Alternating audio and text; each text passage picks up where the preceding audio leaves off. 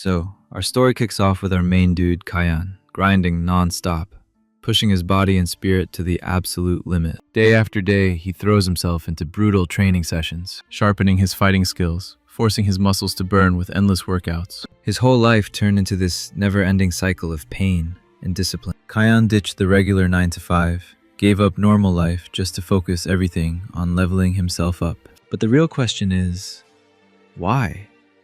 Why sacrifice so much? What's he chasing? Only Kayan knows. He's prepping himself for the inevitable, the apocalypse creeping closer every damn day. 15 days ago, the entire world shook when the news dropped. Monsters are invading Earth. Fear spread through the city, but so did doubt. A lot of people refused to believe it, brushing it off as another hoax or some stupid prank. That disbelief? It cost lives. One by one, the non-believers started dropping. Kayan, tired of the world, just walked in silence, lost in his own head. Do those so-called monsters even exist? His phone buzzed with breaking news, reports of the first monster attacks flashing across the screen. But as long as it didn't touch him personally, he didn't care. Humanity already had enough pain and injustice, right? And yet, his doubt shattered in an instant. Right there, in the middle of the street, something totally not from this world was just lying there. Kayan froze, shocked out of his mind. The creature looked straight out of a nightmare, twisting and writhing on the ground. Anyone else would have bolted the second they saw it. But despite its freaky appearance, it wasn't attacking. It just lay there, helpless, drained, almost pitiful. Kayan hesitated. In front of him was a monster, and the last thing he wanted was to help it. Yet, in its eyes, he saw weakness. A longing for home, for family, something it might never see again. Kayan struggled with the choice, but in the end, he freed the monster. The creature looked at him with gratitude and handed him something strange. It was called the Silver Goblin Pill. Cautiously, he took it, and suddenly, a blinding notification flashed before his eyes. The system had activated. Back home, Kayan sat for hours, staring at the mysterious pill that monster had left him. Holding it in his hands, he realized this was no small decision. This one choice could change his entire future. Meanwhile, the news was going wild. Massive towers were sprouting all across the globe. Before Kayan could even process it, a blinding explosion shook the air, and right outside his window, in that exact moment, one of those towers rose, towering into the sky. It appeared out of nowhere, like reality itself just cracked. A massive, ominous structure erupted from the underground, shaking the earth to its core. The monsters, the strange towers, all of it pointed to one thing. The end of the world had begun. Kayan had always been the type to think things through, but maybe it was time for a reckless move. Without hesitation, he swallowed the Silver Goblin Pill. Instantly, the system granted him a sage's status window, a guide holding the best shot at survival, and right before his eyes, a book materialized, huge, glowing with an unnatural light. Without a second thought, he grabbed it. Every touch of that book felt like it could rewrite the world itself. The system issued a warning.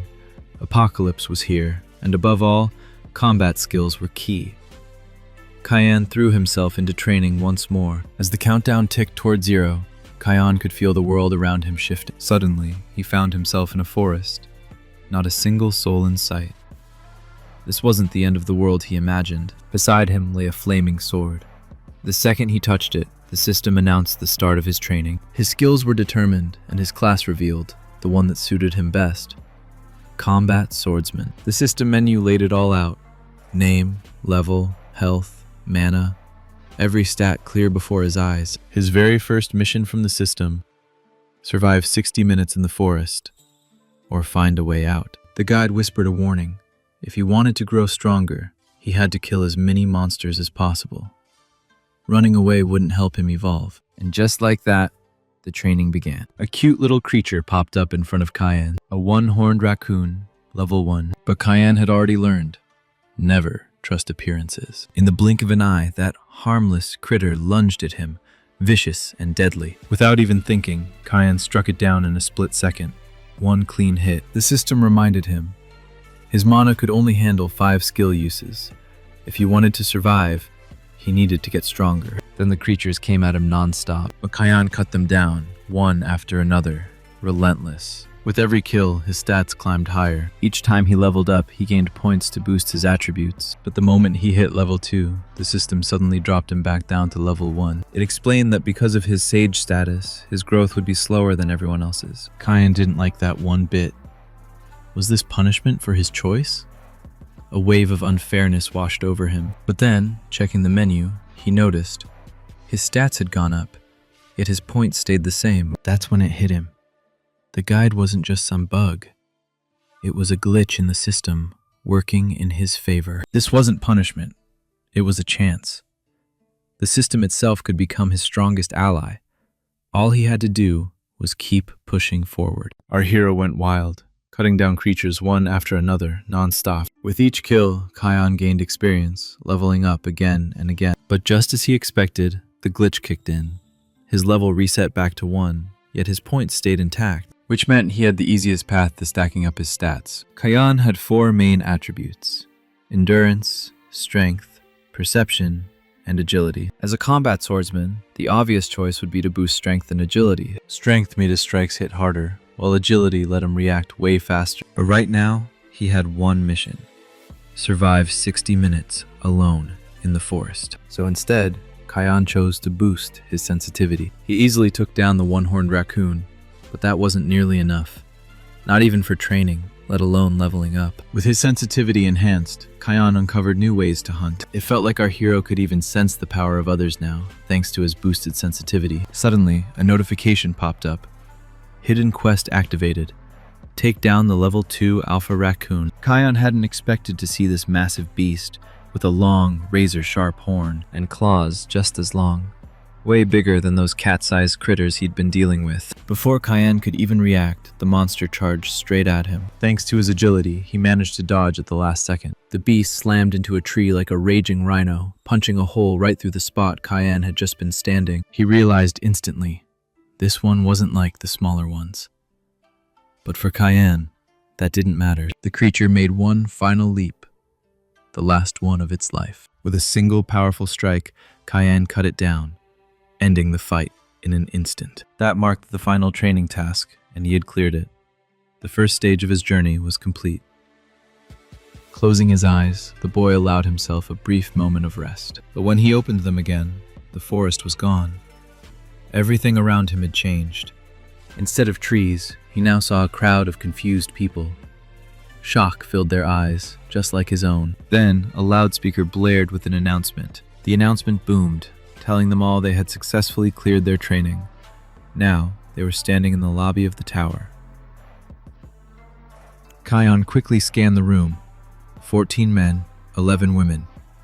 Everyone looked like they'd been through the same brutal fight as him. As the announcer's voice faded, panic broke out across the hall. The world had changed in an instant, but not for our hero. He already knew the end of the world was coming. A girl nearby asked where they were. Someone from the crowd shouted back. It was the Tower of the Apocalypse. And then, right in the middle of the group, a small rabbit appears. Kumkum, the manager of the first floor.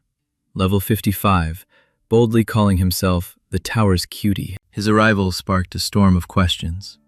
People were on the verge of swarming him, desperate for answers. Yet Kumkum stayed calm, completely unfazed, like he'd seen this reaction countless times before. Even Kyan stepped forward, asking whether this really was the end of the world, or if they were supposed to do something. The rabbit actually chose to answer him. At first, it smiled innocently, but then its expression twisted in an instant. The cute face warped into a terrifying grin, sending chills down everyone's spines. The creature declared the start of the game, a game where death itself hung over every player. Every human on Earth was now inside a tower.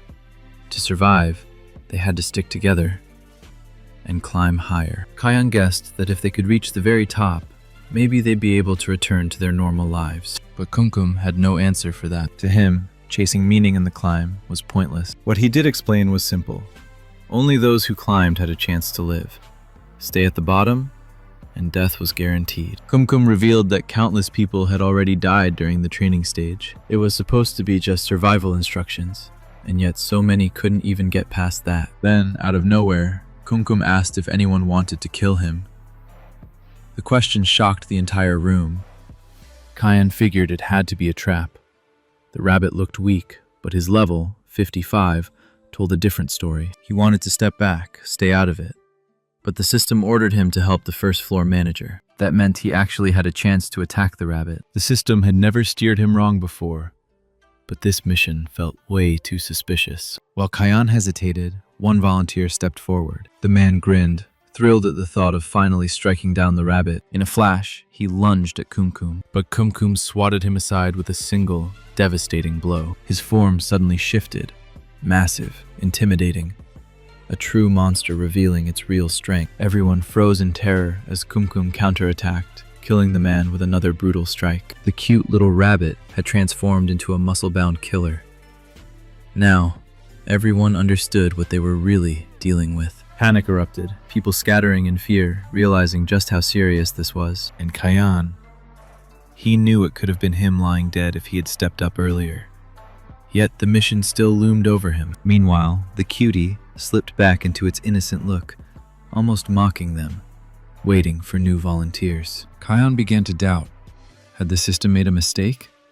Or worse, was this a trap meant to get him killed? That tiny creature stood in a pool of blood, smiling, waiting for the next fight, or their death. Could the system really be wrong? Or, even scarier, had it lied to him on purpose? The thought gnawed at Kayan. Suddenly, the system cut through his doubts with a new alert. The sage's status had fully activated. And in that moment, Kayan understood everything. The activation gave him access to the guide and, more importantly, the ability to see the status windows of others. But why now? Why did the system unlock the Eye of the Sage at this exact moment? His gaze locked on Kumkum, and suddenly, everything clicked into place. Kayan raised his hand, calm and confident. Instantly, all eyes were on him. He was the next volunteer. A choice so bold, everyone knew it was basically suicide. The cutie was shocked. This kid, level 1, stepping up to face him? But Kayan's hand was already on his sword. No fear in his eyes, only sheer determination. A blonde girl rushed forward, tears in her eyes, begging him not to do it. Others joined her, trying to stop him, but Kayan stood firm. He wasn't acting recklessly. He had a plan. The rabbit, or rather, the beast, lunged at him, expecting Kayan to fall like the last guy. But Kayan's confidence came from a brilliant realization. Earlier, Kumkum said there were 24 people in the room, but Kayan had counted 25. Turns out Kumkum wasn't wrong. There really were only 24. The corpse on the ground, just a hologram created by Kumkum. Kayan had figured it out using the Eye of the Sage. He checked the status of the so-called dead man, and nothing showed up. All that fear for their lives, the terror of facing a monster with such a high level, it wasn't without reason. Kayan had seen it. Despite Kumkum's insane level, all his stats were 0. The rabbit wasn't real at all, just a hologram that would disappear the moment it took damage. Our hero was faster and stronger than Kumkum, so dodging the attack was effortless. With one decisive strike, Kayan delivered the finishing blow. The cutie, or rather the hologram, smiled and wished good luck to all the brave ones. Kayan turned, expecting to see Kumkum's body on the ground, but instead, what remained was a glowing orb. Inside it, a single stat point. The crowd erupted, demanding to know how he'd figured it out. But Kayan wasn't about to reveal his secret. He simply said that when the fake blood splashed toward Jane, she should have been covered, but she stayed completely clean. A burly man stepped up, accusing Kayan of making a huge mistake. Leo, a level 4 player, full of arrogance, scoffed, claiming Kayan was nothing but a lucky fluke. Kayan disagreed, but Leo kept pushing, mocking him, calling him a coward for still being level 1 after everything. The arrogant brute made it clear he wanted to snatch that single stat point for himself. But Kayan wasn't Mother Teresa. Cold-blooded, he claimed the point for himself, not about to give it up to anyone. Leo lost it. Furious, he swore he'd hunt Kayan down until he quit the game for good. Then, suddenly, the loudspeakers blared again, an announcement about gold, currency that could be spent in the shop. Extra gold was being awarded based on the monsters killed during training, and the announcer dropped a bomb. There was one player in the zone holding a massive total of 7,400 gold. Some players whined about not hunted enough, while others admired whoever had pulled off such an insane result. But we know the truth. The best player was Kayan. He was the one who had racked up the most gold. There were 3 main ways to spend gold: buying items, upgrading skills, and boosting stats. Our hero chose the strategic path. He raised all his stats evenly to 20, building a solid foundation. Watching the others, he noticed how many of them spent their gold recklessly, guided by impulse instead of logic. Realizing his sports outfit wasn't fit for battle, Kion bought himself proper combat gear, crafted for survival. Once finished shopping, he ran into the same blonde girl. She looked a little unsure of herself and asked for advice. Jane, a level 3 healer, admitted she had been impressed by his courage and confidence despite still being level 1. Kion could already see her stats through the eye of the sage, but he asked anyway. How much gold did she have? Since she was honest, he advised her to invest in endurance, explaining that for her, it was the key to survival. Jane trusted him, thanked him sincerely for the advice, and promised she would follow it. The loudspeaker announced that a new task would begin soon. The rules were clear. Players had to form groups of 3. Anyone left unpaired would be assigned randomly.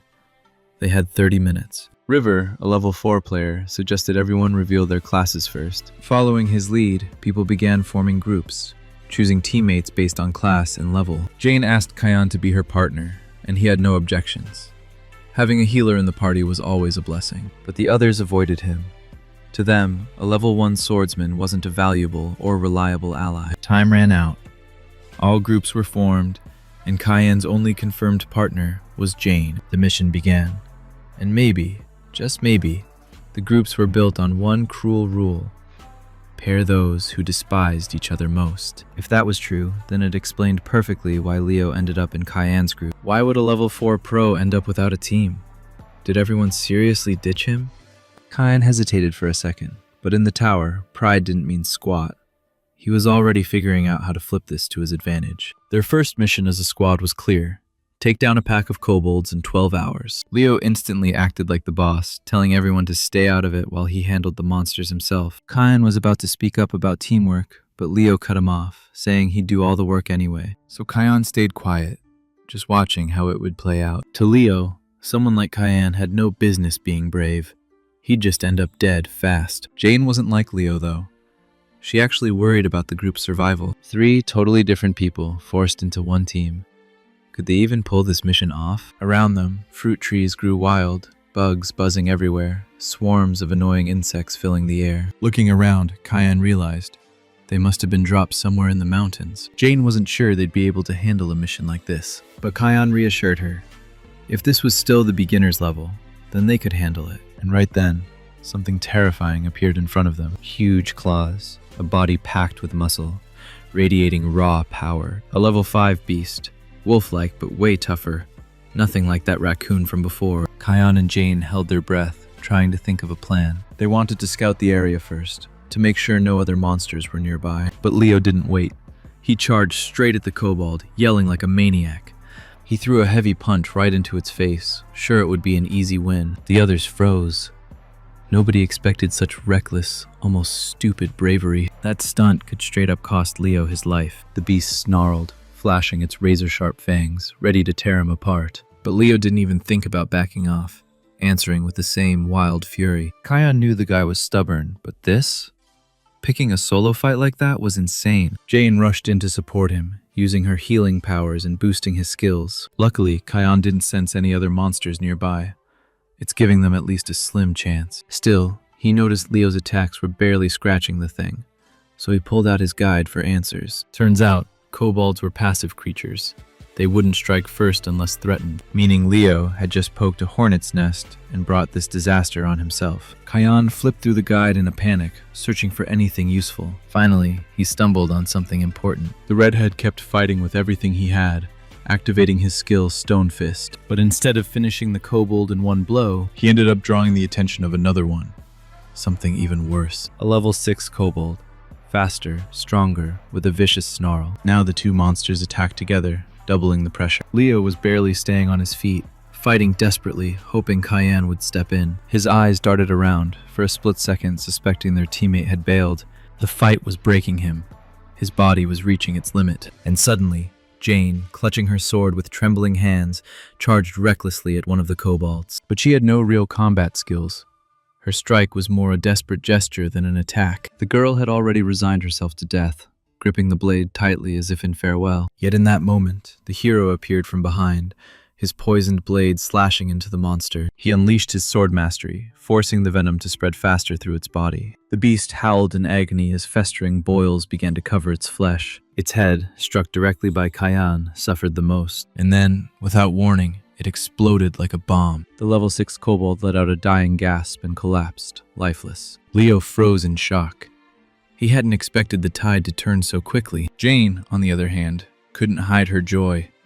The boy had just saved her life. As it turned out, the poison Kyan had used came from the strange fruits of the trees they had passed earlier. While the bugs swarmed everything around them, those fruits were left untouched. The system revealed that this toxin was lethal against kobolds. Using his guide, Kyan could summon these poisoned apples straight into his hand. In other words, the key to clearing the first mission had been with him from the start. Kyan helped Jane back to her feet, and she thanked him sincerely for saving her. But Leo wasn't pleased with the hero's sudden reappearance. To him, it looked like Kyan had just been hiding in the bushes while they fought. The redhead shouted that Kyan had stolen his victory, claiming he had been the true fighter. He simply couldn't accept that a level 1 rookie had taken down the monster while he had failed. The sun dipped slowly behind the horizon as the group finally reached the kobold settlement. Strong and relentless, Leo butchered his enemies with brute force. He burned through nearly all his stamina in the endless, savage battle. His body was covered in deep wounds, the beast striking back just as fiercely. Yet despite the pain and exhaustion, giving up never even crossed his mind. Meanwhile, Jane and Kyan calmly cut down the monsters, swift and efficient with every move. The redhead fought desperately in the middle of the horde,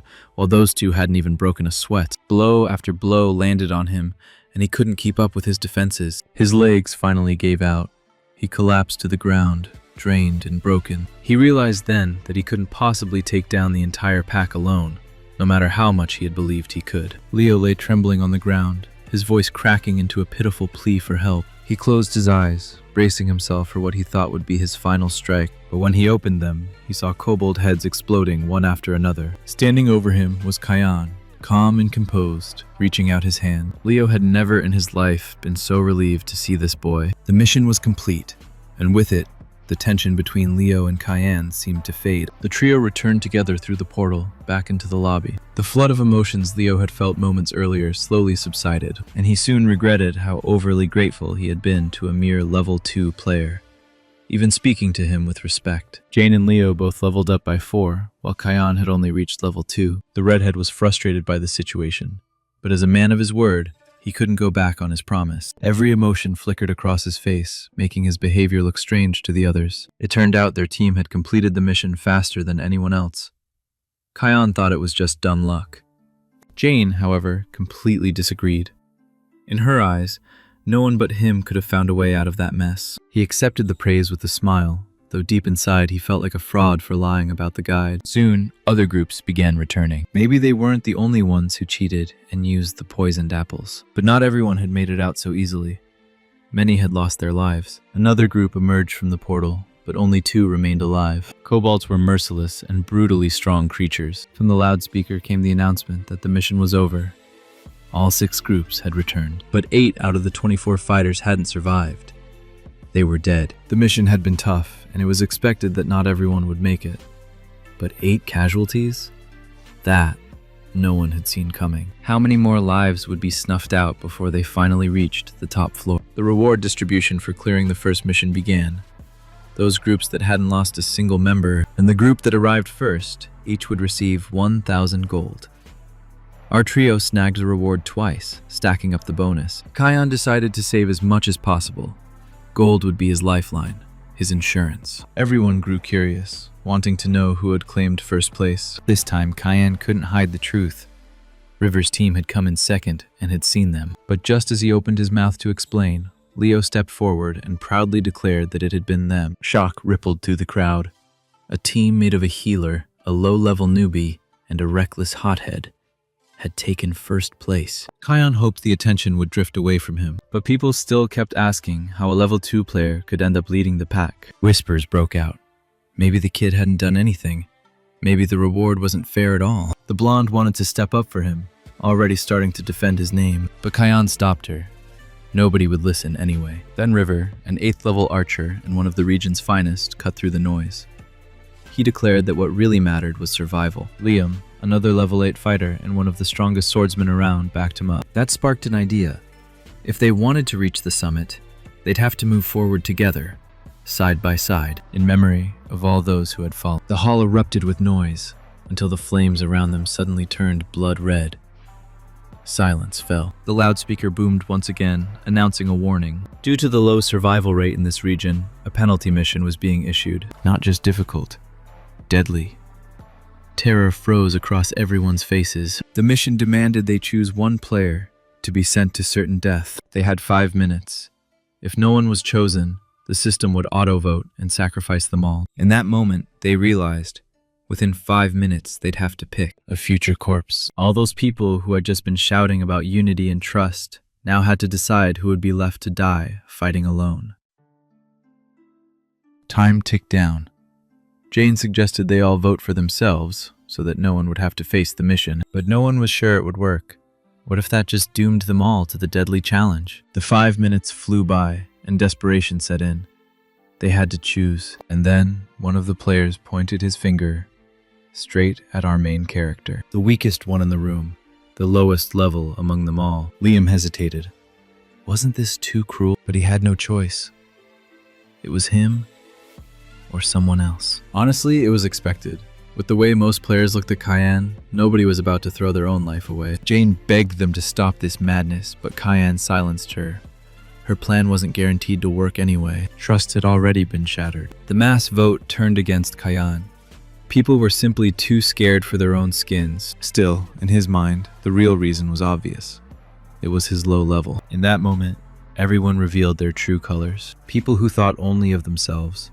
People who despised the weak. They had forgotten what it meant to protect those who needed help. And in the final moment, even Leo, the man whose life Cayenne had saved, voted against him. The portal to the deadly mission ripped open, and yet, people still couldn't believe this was truly happening. Jane was the only one whose heart genuinely ached for the boy. Leo, on the other hand, thought he had finally gotten rid of his greatest rival. The sacrifice had been chosen. It was time to walk his own Golgotha. Behind Cayenne, the faces of the crowd were a mix of guilt and relief. But Cayenne remained ice cold, unmoved.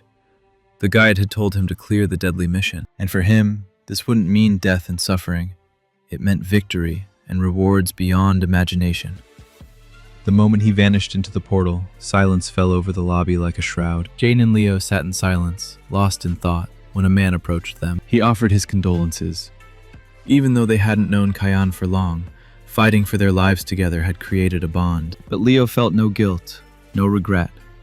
To him, Cayenne had simply gotten what he deserved. He went on, claiming that a low-level player like that had only tried to leech off his fame. Jane, sitting right beside him, could hardly believe her ears. She knew the truth, that it was Cayenne's abilities that had saved them all. Yet Leo ranted, shouting about luck and how the kid just knew how to show up at the last moment. That's when the blonde snapped, reminding him sharply of who had actually saved his life. The memories hit Leo hard, forcing him to wonder, could someone with those kinds of abilities really be hiding his true level? River kept his eyes locked on the spot where the portal had been, silently hoping Cayenne could survive the impossible trial. Jane, barely holding back tears, whispered that she believed in him, though maybe she just was trying to convince herself. River backed her up, not letting doubt poison the air. Meanwhile, our hero found himself in the Kobold settlement once again, but this time it was different. Darker, emptier, way more sinister. Cayenne was low-key ready to cast a vote for himself, but then an entire uprising lit up in his name. Fury boiled inside him at Leo's betrayal, and he needed a way to vent it. Then the system's notification hit him. The kobolds were returning. Only this time, they weren't just aggressive. They were furious, seething with rage. At the rear of the horde, their leader appeared, a level 12 kobold chief, towering and terrifying. The mission was clear. Wipe them all out. Not a single one left breathing. The tribe's chieftain was the dungeon boss. And so, Cayenne now stood alone against the entire pack and their strongest warrior. Sword in hand, its blade coated with lethal poison, he braced himself. The monsters rushed him in waves, giving him no time to breathe. But Cayenne wasn't just fast. He was far stronger than they expected. Activating his basic sword mastery, the brutal clash began. Kobolds dropped one after another, never even realizing what killed them, until only one remained. The chief, his ultimate trial. The battle was fierce, raw power against raw power. Two warriors, face to face, no room for weakness. And as it turned out, Kion wasn't the only one with superhuman strength. The monster's high level gave it terrifying abilities. The kobold minimized damage, dodging with inhuman skill. Then, to Kion's shock, the chief suddenly turned and ran. A boss monster, running like a coward? It's pathetic. Kion prepared to end it in one decisive strike, ready to finish this battle clean. But in that instant, the kobold's skin hardened, morphing into natural armor. Instead of a killing blow, Kion barely scratched it. Overhead, a blood-red moon appeared, staining the entire battlefield crimson. The beast's wolf-like eyes blazed scarlet, signaling the birth of true terror. With a feral roar, the monster turned and unleashed a devastating strike. Would our hero survive, or fall here in the heart of the dungeon? Meanwhile, inside the tower, Leo kicked off his little propaganda campaign, declaring himself the chosen one, the leader who'd guide everyone to the top. But honestly, almost nobody was buying into his hype. Jane kept praying for our hero, while the redhead just sneered at the sight. The blonde couldn't stand his arrogance anymore and tried to shut him down. Their bickering escalated into a full-on shouting match, drawing everyone's attention. Jane shot him a sharp question. What would he say if Kion actually survived and came back? But before Leo could spit out another excuse, the portal suddenly lit up, and from it stepped the one they had already buried in their minds. Our hero, Kion, returned, with a massive open wound carved across his chest. He stood tall. Turned out, the kobold boss's strength skyrockets whenever his eyes turned blood red. The beast nearly tore Kion apart. He had to hit back with something way stronger than before. Just one strike. That's all it would take to change everything. But there was no time to hesitate. Death was already breathing down his neck. Every blow from the monster hit like a wrecking ball. In that chaos, Kion came up with a plan. Forget small cuts. Go for a single, piercing strike. He had to gather everything he had and unleash it in one devastating blow. A sword isn't meant to scratch. It's meant to kill. One chance. That's all he had. He would take the beast's momentum, add his own weight, and strike with everything on the line. It was do or die. His life or the monster's. And then, his blade tore straight through, punching a massive, fatal hole in the kobold's chest. Damn, he did it. It worked. And as a reward, Kion unlocked a new skill, Piercing Strike. Jane, ignoring everyone else, ran toward him with tears in her eyes, ready to throw her arms around him. But out of nowhere, Leo's massive body shoved her to the ground. She tumbled across the floor from the sheer force of it. Kion was stunned.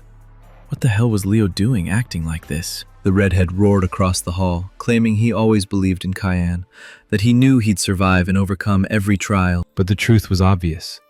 There wasn't a shred of sincerity in his words, and Kion knew it better than anyone. Kion's return unleashed a storm of questions from the others. They couldn't understand. Why had he slain the boss, yet gained no level up? Doubt began to creep in. What if his mission was a trick, like that case with Kumkum? Maybe he was just an absurdly lucky trickster. Kion's suspicions were confirmed. People always want the weak to remain weak. Since childhood, he had been mocked by anyone who felt like it. Nobody believed that a worthless orphan could ever accomplish anything on his own. While Kion remained cold and silent, the players around him built theories of how he had cheated death. He needed to take control of the situation, to shift their focus away from him. Suddenly, Jane spoke up in his defense. For her, it was unthinkable to doubt someone's strength when he had literally fought death and won. Kion was quietly moved by her determination. Even Leo joined in to support him, but his motives were more selfish than sincere. No one understood this performance, but no one dared to oppose the giant man either. With two people standing up for him, Kion felt just a little calmer. Still, his goal was always to preserve as many lives as possible. To calm suspicions, he decided to reveal something. When he drew out the sword he had earned as a reward, every jaw in the hall dropped. A rare weapon, boosting attack by plus 15%. Any swordsman would have killed for such a treasure. River, sharp as always, noticed the poison Kion had used on the apples, but Kion brushed it off, calling it mere luck. The archer defended him, reminding the others that this reward was far more valuable than a few scraps of survival experience. But Kion corrected them. This wasn't about survival. He had literally been running from death itself, and the blame lay with everyone present. Liam finally cracked under the weight of those words and admitted Kion was right. He stopped making excuses and confessed to everyone, and to himself, that his vote had been selfish. To vote for the lowest level player was never survival strategy. It was exile, and they all knew it.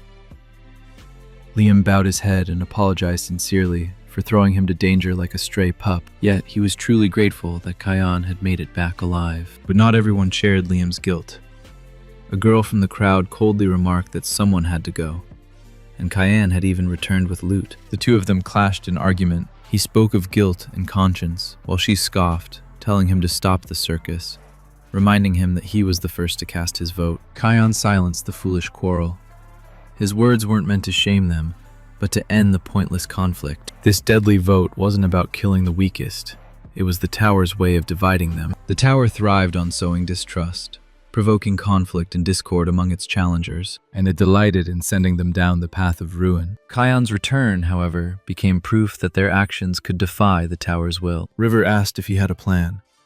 Kian vowed to seek every possible way not only to survive, but to ascend the tower itself. Higher and higher they would climb. With pure hope in his eyes, the hero looked upward, believing that all of them might one day reclaim their former lives. His words ignited a spark, the spirit of victory, the will to fight for happiness. Jane added her voice, urging everyone to unite for success. Even Liam was inspired, realizing at last that one's level alone never defined their worth. And then, out of nowhere, their manager appeared once again. The sly trickster Kumkum. He announced a new challenge. This was a survival game, not a vacation. His sudden appearance drew a storm of questions. How had he returned? Why was he here again? Would he hand out stat points?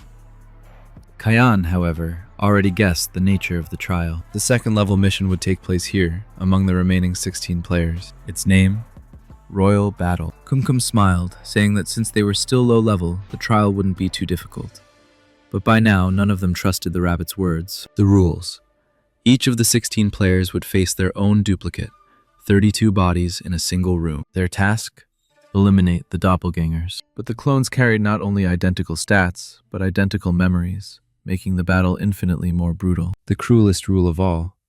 Killing one's clone yielded nothing. Only by killing another player could one earn gold and stat points. In other words, the tower demanded they slaughter each other for the chance at reward. And if 30 minutes passed without a single death, all players would be forcibly summoned to the lobby and face an unspeakable catastrophe. Without warning, a portal tore open in the center of the hall, and something monstrous began to crawl out. Panic spread like wildfire as players fled from the inhuman hand that emerged. From the portal rose a beast of unknown level, towering like a skyscraper. Just one glance at its form was enough to make one wish to hide under a blanket and pray it was only a nightmare. Did the tower truly expect this handful of players to fight that? A thunderous shockwave ripped through the hall, shattering everything in its path and flinging bodies like helpless puppets. Kian threw himself to the ground with Jane and Liam, narrowly avoiding the rain of debris. That colossal monstrosity was catastrophe made flesh. The players had expected something grand, but not this.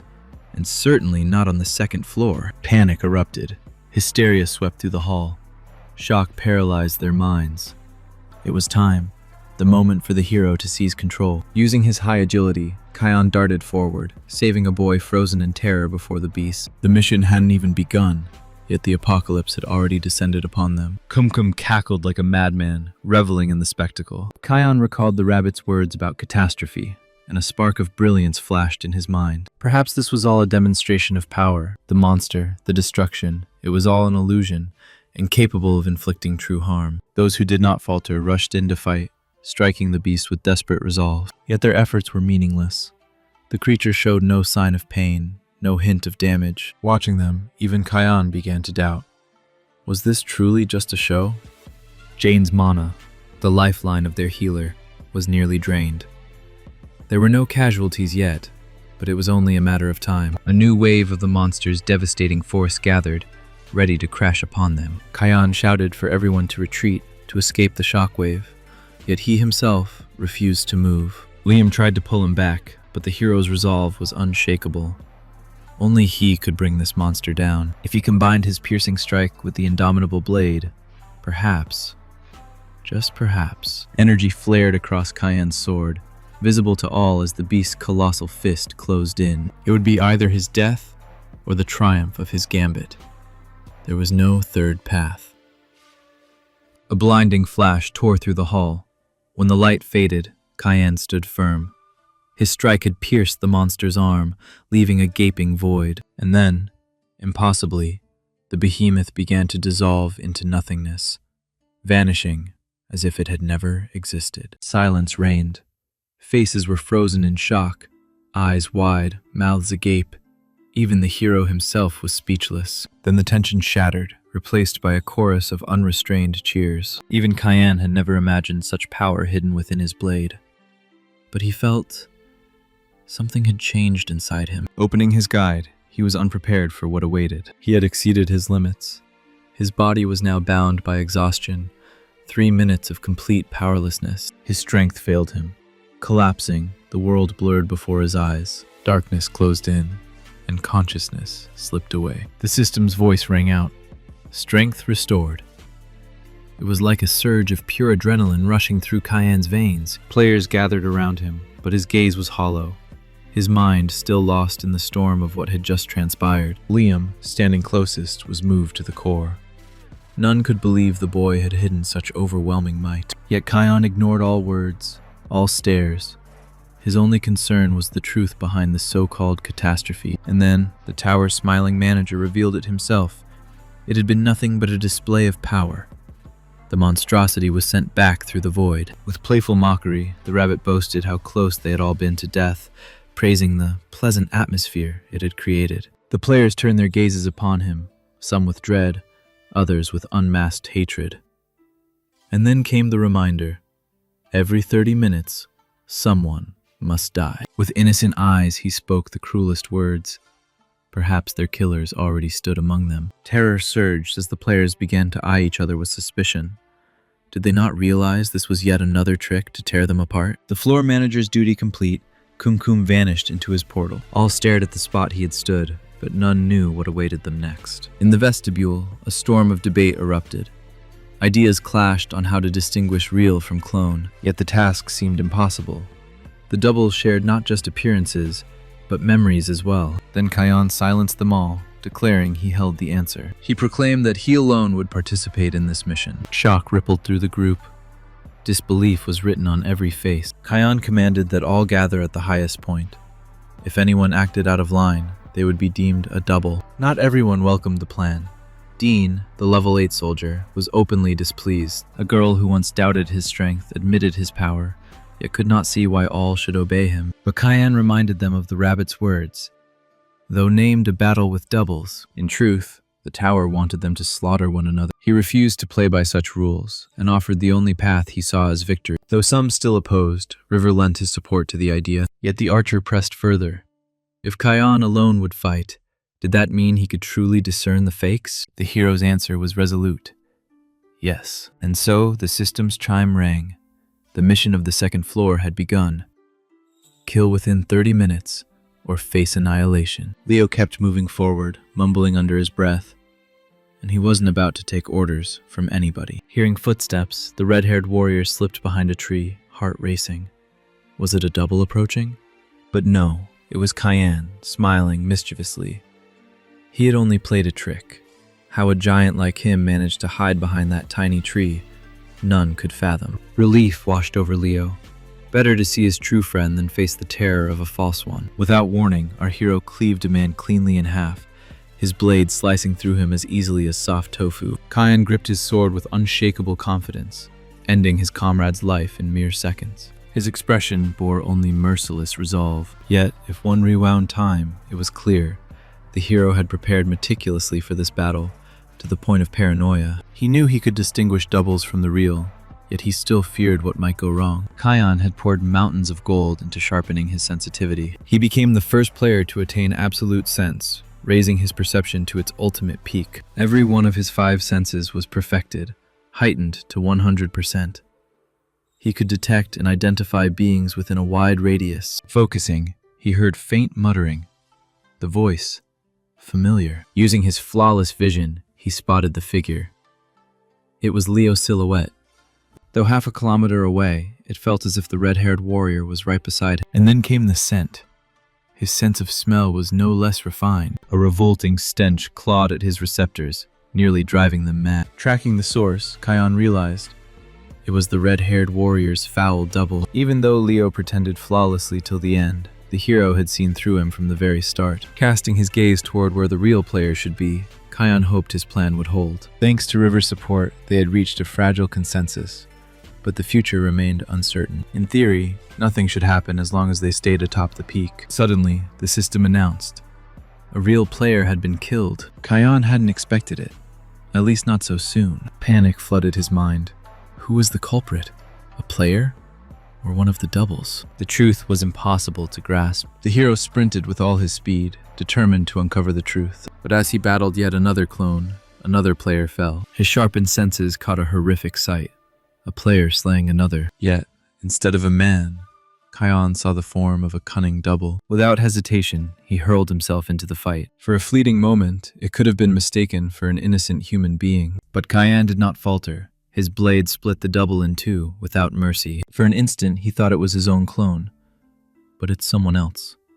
Fortunate he had discovered it so soon. Luke, a level 4 player, fell, his death cruel and senseless. As Kion examined the corpse, he noticed something that should not have been there. The weapon of Den's double was a long, ancient blade. Yet the wound carved across the dead man's face was not made by that weapon, but by something smaller, sharper, like an arrow of River's, one that was now aimed directly at the hero. From behind a tree, and at such a distance, Kion could not discern whether it was the real River or his clone, but then he saw it. An arrow lodged in River's back. Had a double struck him? Or had he inflicted the wound himself? The hero stepped out of cover, demanding to know if the archer was all right. River, unwilling to risk it, kept him at range. He could not distinguish doubles from men. Kion's answer was cold. He had just slain a clone. Was that proof enough? Doubt melted away. Relief flickered across the archer's face, but before he could finish warning Kion to beware his own double, a scream of pain tore from his throat. River collapsed, unresponsive, and the hero hurled himself to his side. Dragging him toward safety, they encountered Jane, the healer. But why was she here, when she should have been secured? That was when Kion's sharpened senses revealed what River could not.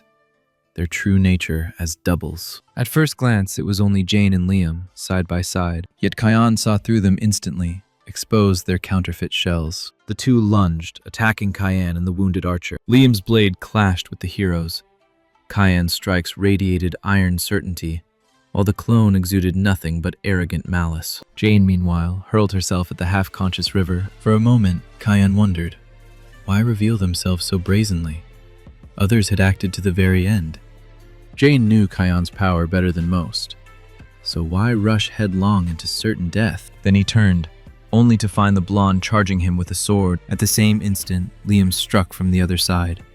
But where was River, with his bow and arrows? Reflexes saved him. Kion dodged, leaping back just in time, and in that instant, he understood the truth. An arrow tore into the tree beside him, grazing his cheek. It had been aimed at him all along. From the side came mocking laughter, and Kion froze at the sound. River grinned, a twisted, psychotic smile, as he leveled an arrow straight at Kion's face. Now the truth was clear. This was why the doubles had revealed themselves so quickly, why the battle had erupted at once. They had sensed their advantage. The archer was no double.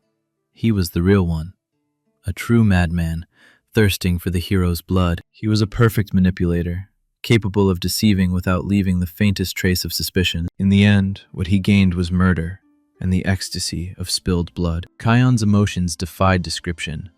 Such betrayal, now of all times, was beyond anything he had foreseen. What did he feel in that instant? Disappointment? Betrayal? Sorrow? The psychopath no longer needed to hide. He mocked the hero openly, reveling in his despair. Kion had wondered when River would reveal another side of himself, beyond the mask of a noble leader. Yet the truth was worse.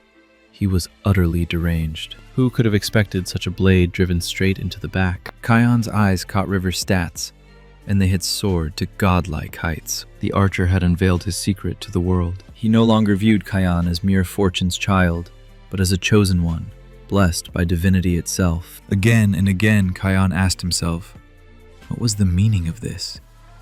Wasn't gold and status enough? Was it so lacking that he was willing to slaughter his fellow players? The truth was darker still. The tower was River's personal heaven, a place where killing bore no punishment, where it was praised outright. Even now, the hero tried to find some excuse, some justification for the boy who had once shielded him, but it was in vain. The battle began, merciless, brutal, 3 against 1. Who would emerge alive? The doubles fought without remorse, without humanity. Their purpose was singular: kill. But the hero had his own edge. His drive was greater: to survive. Kion was faster, stronger, but he stood alone. River's arrows were not ordinary.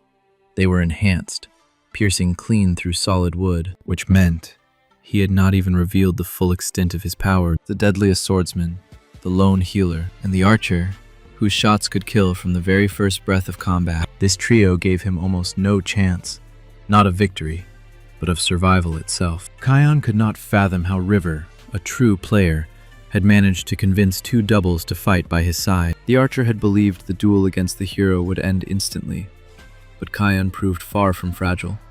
To a psychopath, that was nothing but a gift.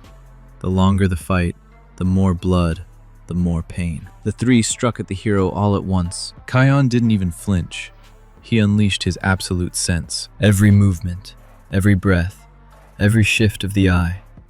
He felt it all. No doubt, those 2 clones had some serious stats backing them up. Each one had maxed out their most useful attributes. They weren't dumb, but no matter how you looked at it, Kion was simply better. His stats were double theirs, and on top of that, his sensitivity was maxed to the limit. His strikes were swift and precise. Neither Liam's sword skills nor Jane's healing magic could save them from the inevitable. Now Kion stood face to face with the true psycho killer, River. After witnessing the full extent of the hero's power, River's confidence cracked.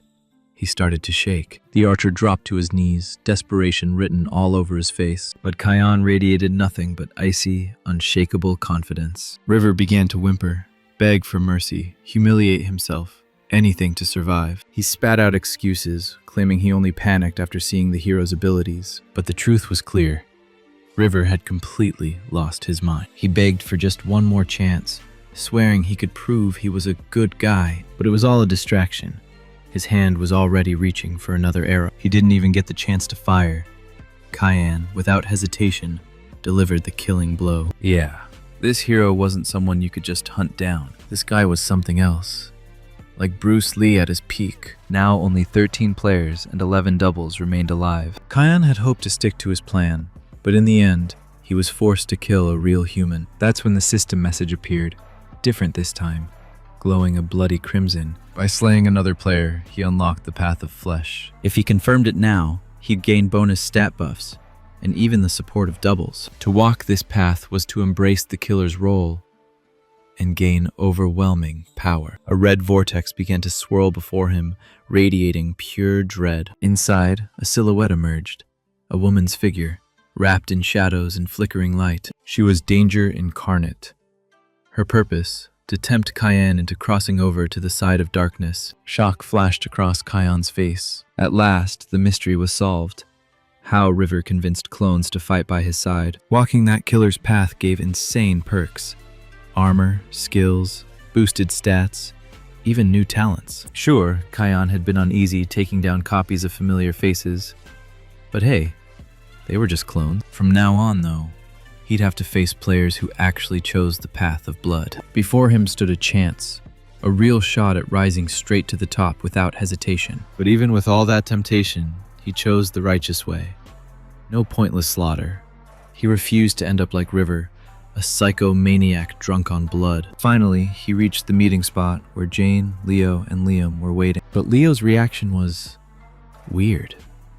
Way off for his usual self. For a second, Kion wondered if the redhead was losing it, like full-on crazy mode. Still, he gathered everyone together, thanking them for actually listening to him. The group wanted to know, could he really tell the difference between clones and real players? But just as he started talking, everyone's attention shifted. Standing behind him was none other than another Kion. Same face, same voice, but his clothes were spotless, no blood. The crowd froze. Suspicion filled the air. Who was the real one? Who deserved their trust? It was like staring into a mirror, and Kion knew the decision was no longer his, but theirs. This was exactly why he wanted to meet his clone earlier, to avoid this kind of mess. But River's madness had already thrown the game off script. Kion stared down his double. The game had officially started.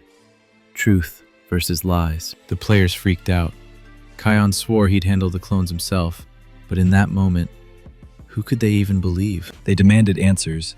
Who were the doubles he'd already taken down? Why weren't they here anymore? At this point, only 8 players remained, whose clones were either dead or missing. If Kion listed the ones he killed, the identities would be revealed. That would prove he was the real deal. But here's the catch. His copy had the exact same info. Both of them gave names, matching. Except when it came to Jane and Leo, the rest of the group froze, not sure how to process this insane twist. And that's when Clone Kion took the stage. Loud, confident, smooth talking. He reminded everyone about Jane and Leo, how he'd been with them since the first mission, sticking together through thick and thin. He laid it out straight. Why those two had to be the first ones he smoked, not just some randoms. Doubt began to spread among the group. The clone's words sounded just logical enough to sting. He pressed further, twisting the idea that if Kion's story was true, then it was Kion himself who had slain River. The clone painted River like some saintly figure, the noble leader, always supporting his team, always urging them to stay united. He leaned on the thought that such a man couldn't possibly have fallen so easily. The unspoken question grew heavier. Could they really trust someone who had killed a real player? Victory in this mind game seemed only one step away from the clone's grasp. He pointed the finger at Kion with smug confidence, playing the role of the righteous accuser. The moment the others realized their leader was gone, their will to strike Kion flared without hesitation. But Leo interrupted the madness, reminding everyone that if Kion was a clone, then the same suspicion could fall on him as well. The countdown to disaster was shrinking fast. Action was no longer optional. Kion stepped forward and admitted to the kill. Yet with that confession came a revelation no one had expected. River had been a psychopathic predator hiding behind an angel's mask. His death had been a necessity, not cruelty. With those words, Kion struck like lightning, cutting into the archer with precision and leaving him no chance to fight back. The clone, for a moment, was sure the attack had been meant for him, frozen in misplaced anticipation. Liam pointed out the obvious. If Kion truly were a cold-blooded killer, then gathering everyone here would have given him the perfect advantage already. In that light, the situation suddenly looked far less convincing for the clone. If a clone dared to kill one of the players, he would expose himself instantly, and that was a risk no imposter would take. On the other hand, if Kion really could see through them, then slaying a clone outright would prove he was the real one. The group still wrestled with disbelief. Could kind and dependable River really have been a murderer all along? Kion's response was sharp and absolute. Yes.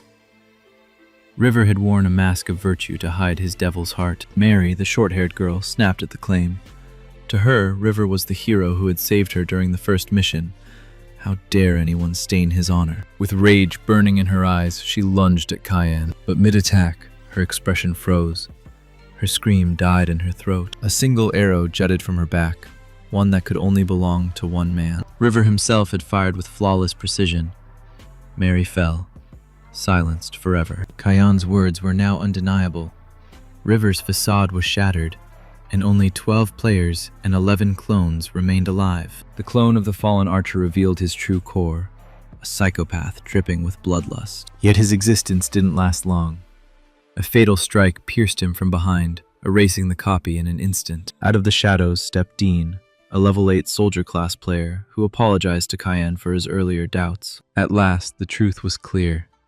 The players finally distinguished between clone and human. With no further doubts, they chose to follow their true leader, Kion. Strange emotions welled up within him, feelings he had never truly known before. Amid the tension of the moment, he began to lay out his vision for what came next. His clone, realizing there was no longer any point in hiding, abandoned all pretense and launched a sudden attack. It was the ultimate paradox. Could Kion defeat himself?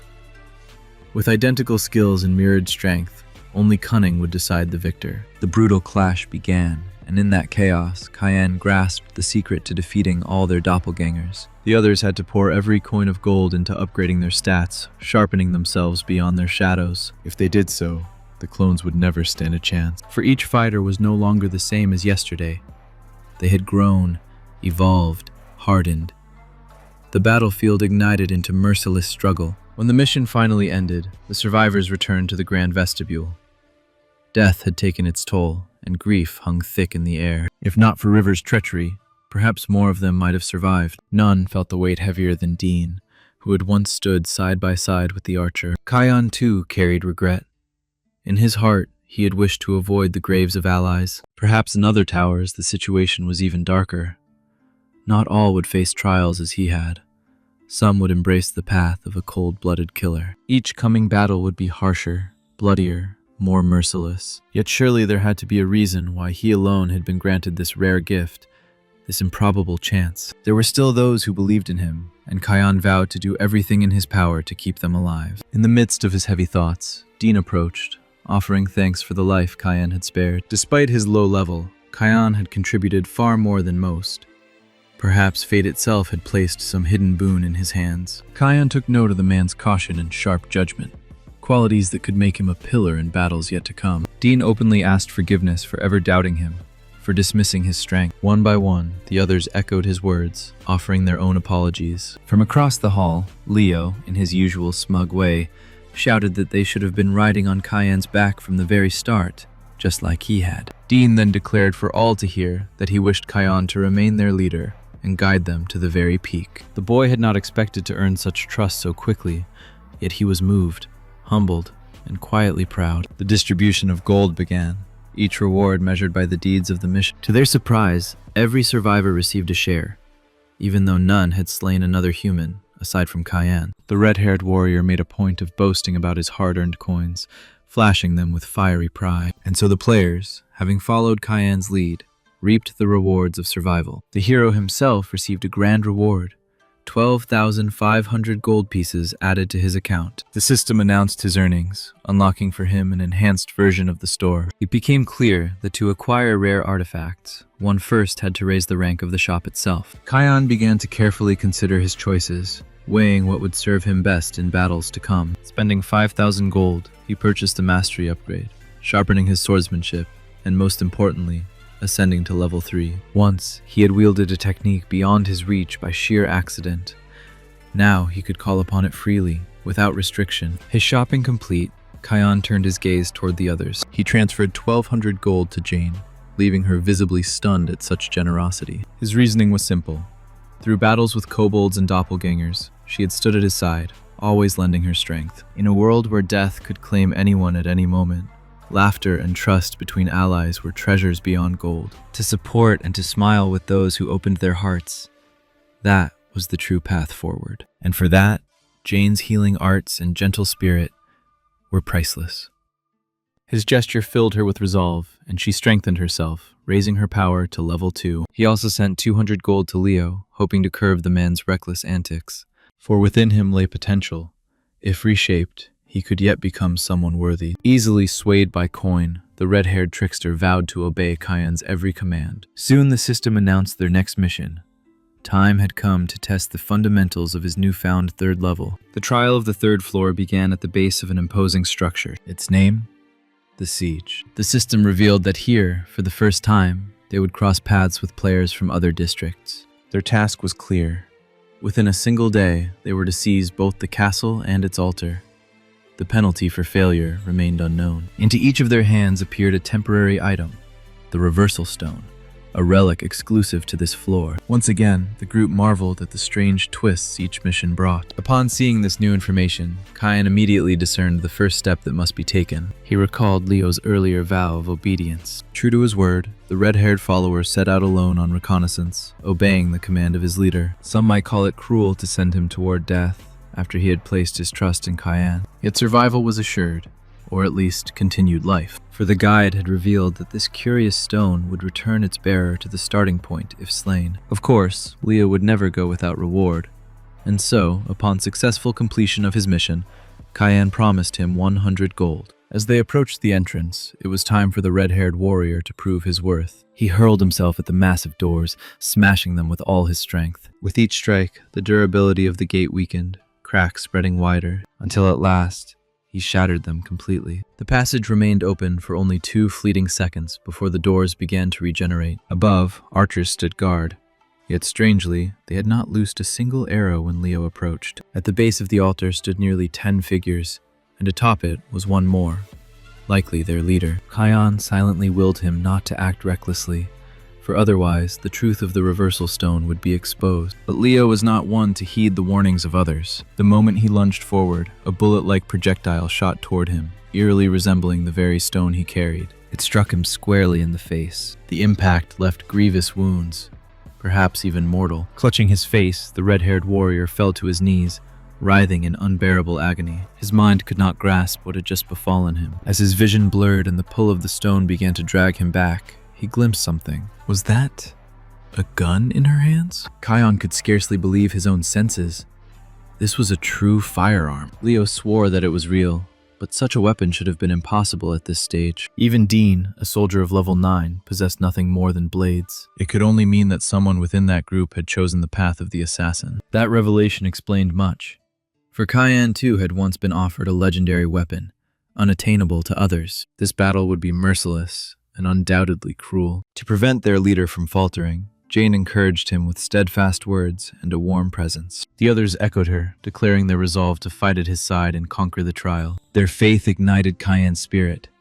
Together, they were ready to strike. Yet within the castle's walls lingered an ominous silence, a foreboding that horrors awaited them still. With resolve burning bright, Kion led his group into the assault, armed with a treasure he had gained on the second floor. Through his heightened senses, he detected the 2 archers Leo had spoken of. The red-haired fighter taunted them, believing that if they had not attacked before, they would not do so now. He could have revealed the stone's secret, but Kion reasoned that such a move would only make others believe he possessed regeneration. As expected, this time the archers released a volley of arrows, leaving no room for escape.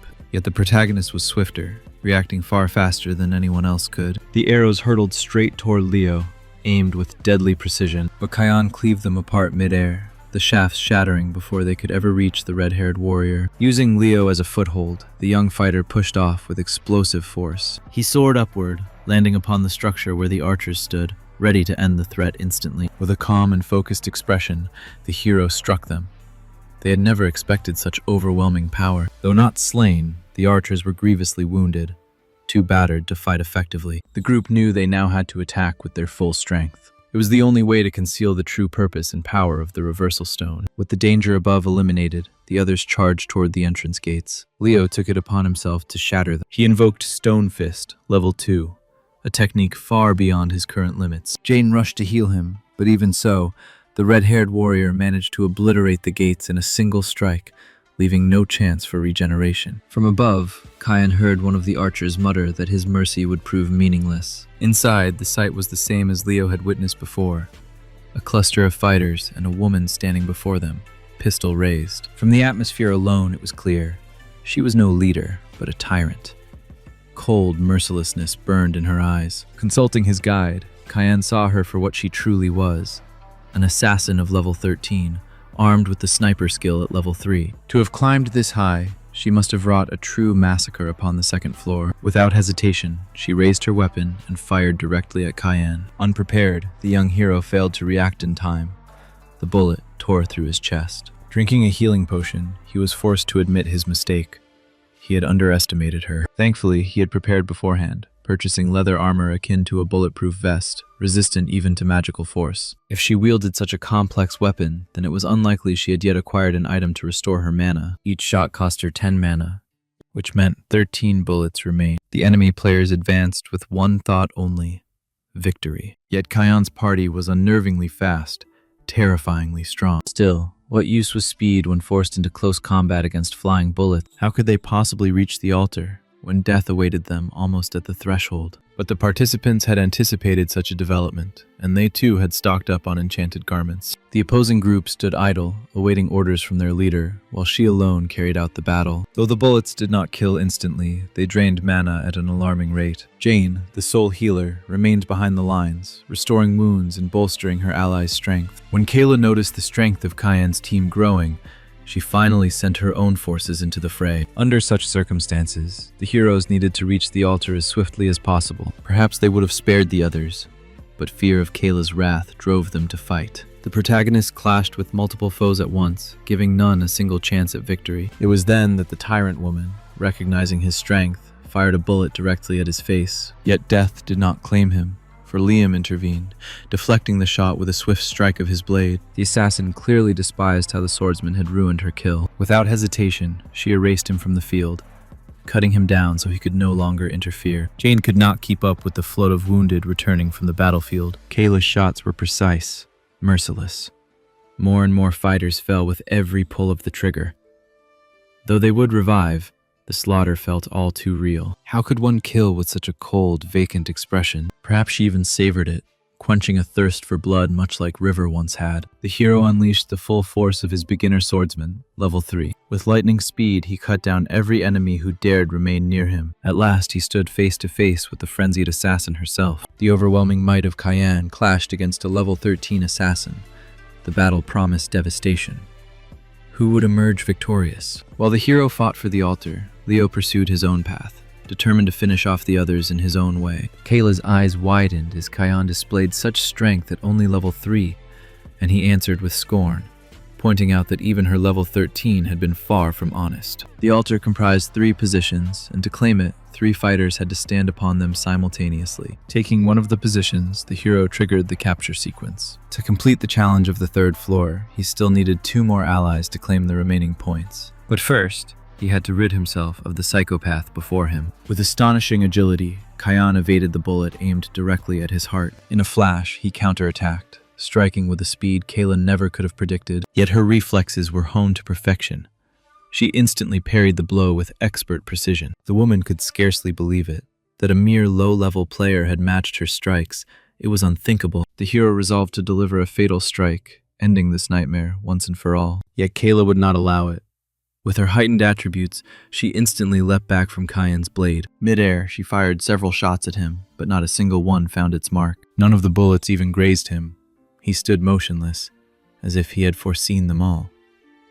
Who had taught him to read attacks so flawlessly? Liam was among the strongest swordsmen of this zone, but before entering the tower, he had been a prodigy of table tennis. In that sport, where each round is decided in the span of a heartbeat, tracking the lightning-fast ball was no simple feat. The more skilled the player, the better they could follow the eyes of their opponent and predict the trajectory of every strike. Liam's very title had once been the Genius of Foresight. It was thanks to him that Cayenne had gained the insight needed to survive this deadly battle. The hero surged forward with blinding speed, charging straight at Kayla. His strike was devastating, yet not decisive. The blow was so powerful that with a single swing, he shattered a concrete structure beside them. As she reloaded her weapon, Kayla realized her strength and arsenal alone would not be enough to claim victory. Meanwhile, the trio had eliminated every last foe on the battlefield and prepared to end the mission before the fallen could revive. Hearing this, the woman grasped the true purpose of the reverse stone, but it no longer mattered to her. Even if she attempted some final trick, Cayenne would endure it. The hero resolved to let her strike, then finish her with certainty afterward. But she did not act recklessly. Mad though she was, Kayla was not a fool. She elevated her sniper skill to level 4. Just as the hero had foreseen, he allowed the assassin to unleash her attack. Yet would he be able to counter it and complete the mission? The system resounded, declaring the 3rd floor mission complete. Somehow, their team had emerged victorious on this floor. But how? At the altar, the hero had not expected Kayla to fire her weapon in that instant, nor had she realized that he intended to pierce her heart with his blade. Her final words before vanishing into nothingness were none other than the hero's name. With her defeat, the trio claimed their positions upon the altar, securing their victory. Suddenly, within the grand vestibule, something like a double mirror appeared, revealing the hall of another group. But victory bore a curse. From the mirror descended a calamity, a towering monster of unfathomable power. Its target? Those players who had failed to claim a single life upon the 3rd floor. Panic erupted. Screams, pleas, and cries filled the air as the scene descended into true horror. Kind-hearted Jane longed to help them somehow, but the moment she tried to pass through the mirror-like surface, it struck her with a violent surge of electricity. The monster showed no mercy, leaving mutilated corpses scattered across the ground. Before the players unfolded a nightmarish spectacle that chilled their blood. The final player was mercilessly crushed beneath the beast's foot, reduced to nothing but a crimson stain. When the punishment ended, the loudspeaker announced that only one player had survived, and the groups would be reorganized. Upon hearing this, Cayenne was shaken to his core, for the sole survivor was none other than the psychopath Caleb. Judging by her expression, she herself was far from pleased with this outcome. As for the hero, rage consumed him until he nearly lost his senses. The next mission on the 4th floor unfolded amidst the ruins of a shattered city. A message reached the players. Within 6 hours, a cataclysm would descend upon the city. To survive, they had to hunt monsters. Through this, portals would open, generated at random, as the only means of escape. In total, 20 portals would appear. They could not be transferred, and the players had 6 hours to act. These rules delighted most participants. There would be no direct competition, only battles with monsters. Yet restrictions remained. Portals could not be shared. If one person opened multiple, others would be left behind. 20 portals in all. Was this not a trap prepared by the tower itself? The players agreed that once a portal appeared, they must flee immediately. At last, they grasped the essence of this mission. Our heroes had truly become a team. Only one problem remained. A new one no one had anticipated. Kayla. She was not one of them, and had no intention of following their shared resolve. Ignoring everyone else, she set off on her own to complete the mission. And so, our players began their trial. Returning to the moment of her first appearance in the vestibule, the woman immediately made it clear who she was, and that their journey alongside her would be nothing short of torment. She stirred a storm of emotions within the group. Disdain, shock, fear, anger. From her very first seconds among them, she caused trouble, beating Leo to the ground. Yet Kyan reminded everyone that she was new here, and he had already dealt with assassins before, like River. Suddenly, an unpleasant sensation pierced the hero, so sharp that he instinctively recoiled from her. A notification from his guide appeared. Kayla had marked him as her primary target, certainly not in any romantic sense. The woman turned, reading from the hero's expression that he had understood everything. Kyan was a valuable player, and she was fully aware of it. First, we see Leo skillfully cut down an orc, its crooked green face cleaved in an instant. The red-haired warrior managed to open a portal on his very first attempt.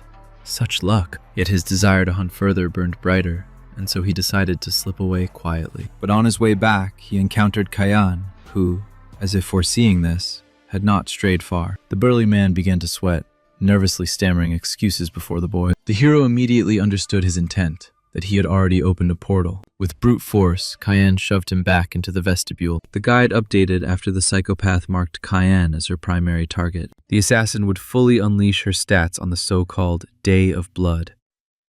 Killing him then would earn her a great reward. Kyan needed to prepare for that moment, for on that day, a brutal battle would erupt, and many would fall. An orc lunged at him, roaring in its guttural tongue, hoping to strike him down swiftly. With a single swing of his blade, the hero felled the creature, earning additional points. Yet no portal appeared on his first attempt, unlike with Leo. Defeating monsters would eventually yield results, but not until everyone had opened their portals. Kyan decided to turn his attention elsewhere, to observe Kayla. Surely she was already butchering hordes of beasts. Suddenly a foul stench struck him, twisting his face in disgust. It was the odor of death itself, as if a corpse had been rotting for weeks. The guide hinted to him that orcs naturally reek, but those tied to a portal carried an especially vile stench. That poor wretch, guilty of nothing more than its smell, was slain by Kyan in mere seconds. Behind the monster's corpse, a shimmering portal slowly began to form. After a long search for the girl, Kyan finally found her, and to her utter shock, he collapsed to his knees before her, as if in desperate supplication. The hero began to beg her outright, pleading for her to allow him to live a little longer. Such behavior from him was the last thing Kayla had expected, leaving her momentarily unsettled. But the boy had a plan. If she awaited the Day of Blood, she would have to spare his life for now, and perhaps even hand him her orcs. It would work against her if Kyan failed to open a portal in return, though she did not need to know he had already opened one. Meanwhile, the other players pressed on, opening their own portals until only 5 remained. Summoning every ounce of his inner actor, the hero poured on the desperation, pressing hard upon the girl's sense of pity. Kayla barely contained her pain from his torment and impatiently urged the boy forward. As Kyan cut down the orcs, he felt both guilt and a surge of energy. It reminded him of something. Yes! It mirrored his bond with Kayla, where she too wrestled with how best to kill him. The hero had not opened a single portal yet, so he asked her how many she had unlocked to gauge the situation. By the time he had arrived, the girl had already opened 5 portals. That was a lot. If she had opened 5, Kyan 1, and the others 11, Then only 3 remained. Once those were taken, on the 4th floor, it would leave only the 2 of them, alone, face to face. It was better to part ways with her. Kion feigned a dramatic panic. Only 10 minutes remained before the mission ended. Time was running out. He declared he would find an exit on his own and ran off without looking back. But suddenly, and most unexpectedly, Kayla stopped him. The boy's irritation and unease grew, wondering if she was plotting something. Something was wrong. Had she changed her mind about waiting for Judgment Day? Was she going to kill him here and now? She darted toward him. To attack? Kian instantly drew his blade, bracing for defense, but instead, she grabbed his hand and whispered softly that she had forgotten where her portals were. Wait, was that a blush on her cheeks? She clearly wasn't planning to kill him, yet her behavior still seemed strange to the hero. Kian and Kayla were the last to return to the vestibule. The players eagerly awaited the boy, though not all felt the same about the girl. Leo rushed to his so-called brother, arms wide, ready to embrace him in joy, but the hero struck him with a powerful blow to the face, without hesitation. With such force, the redhead was hurled back several meters. What had gotten into the boy? Nothing serious.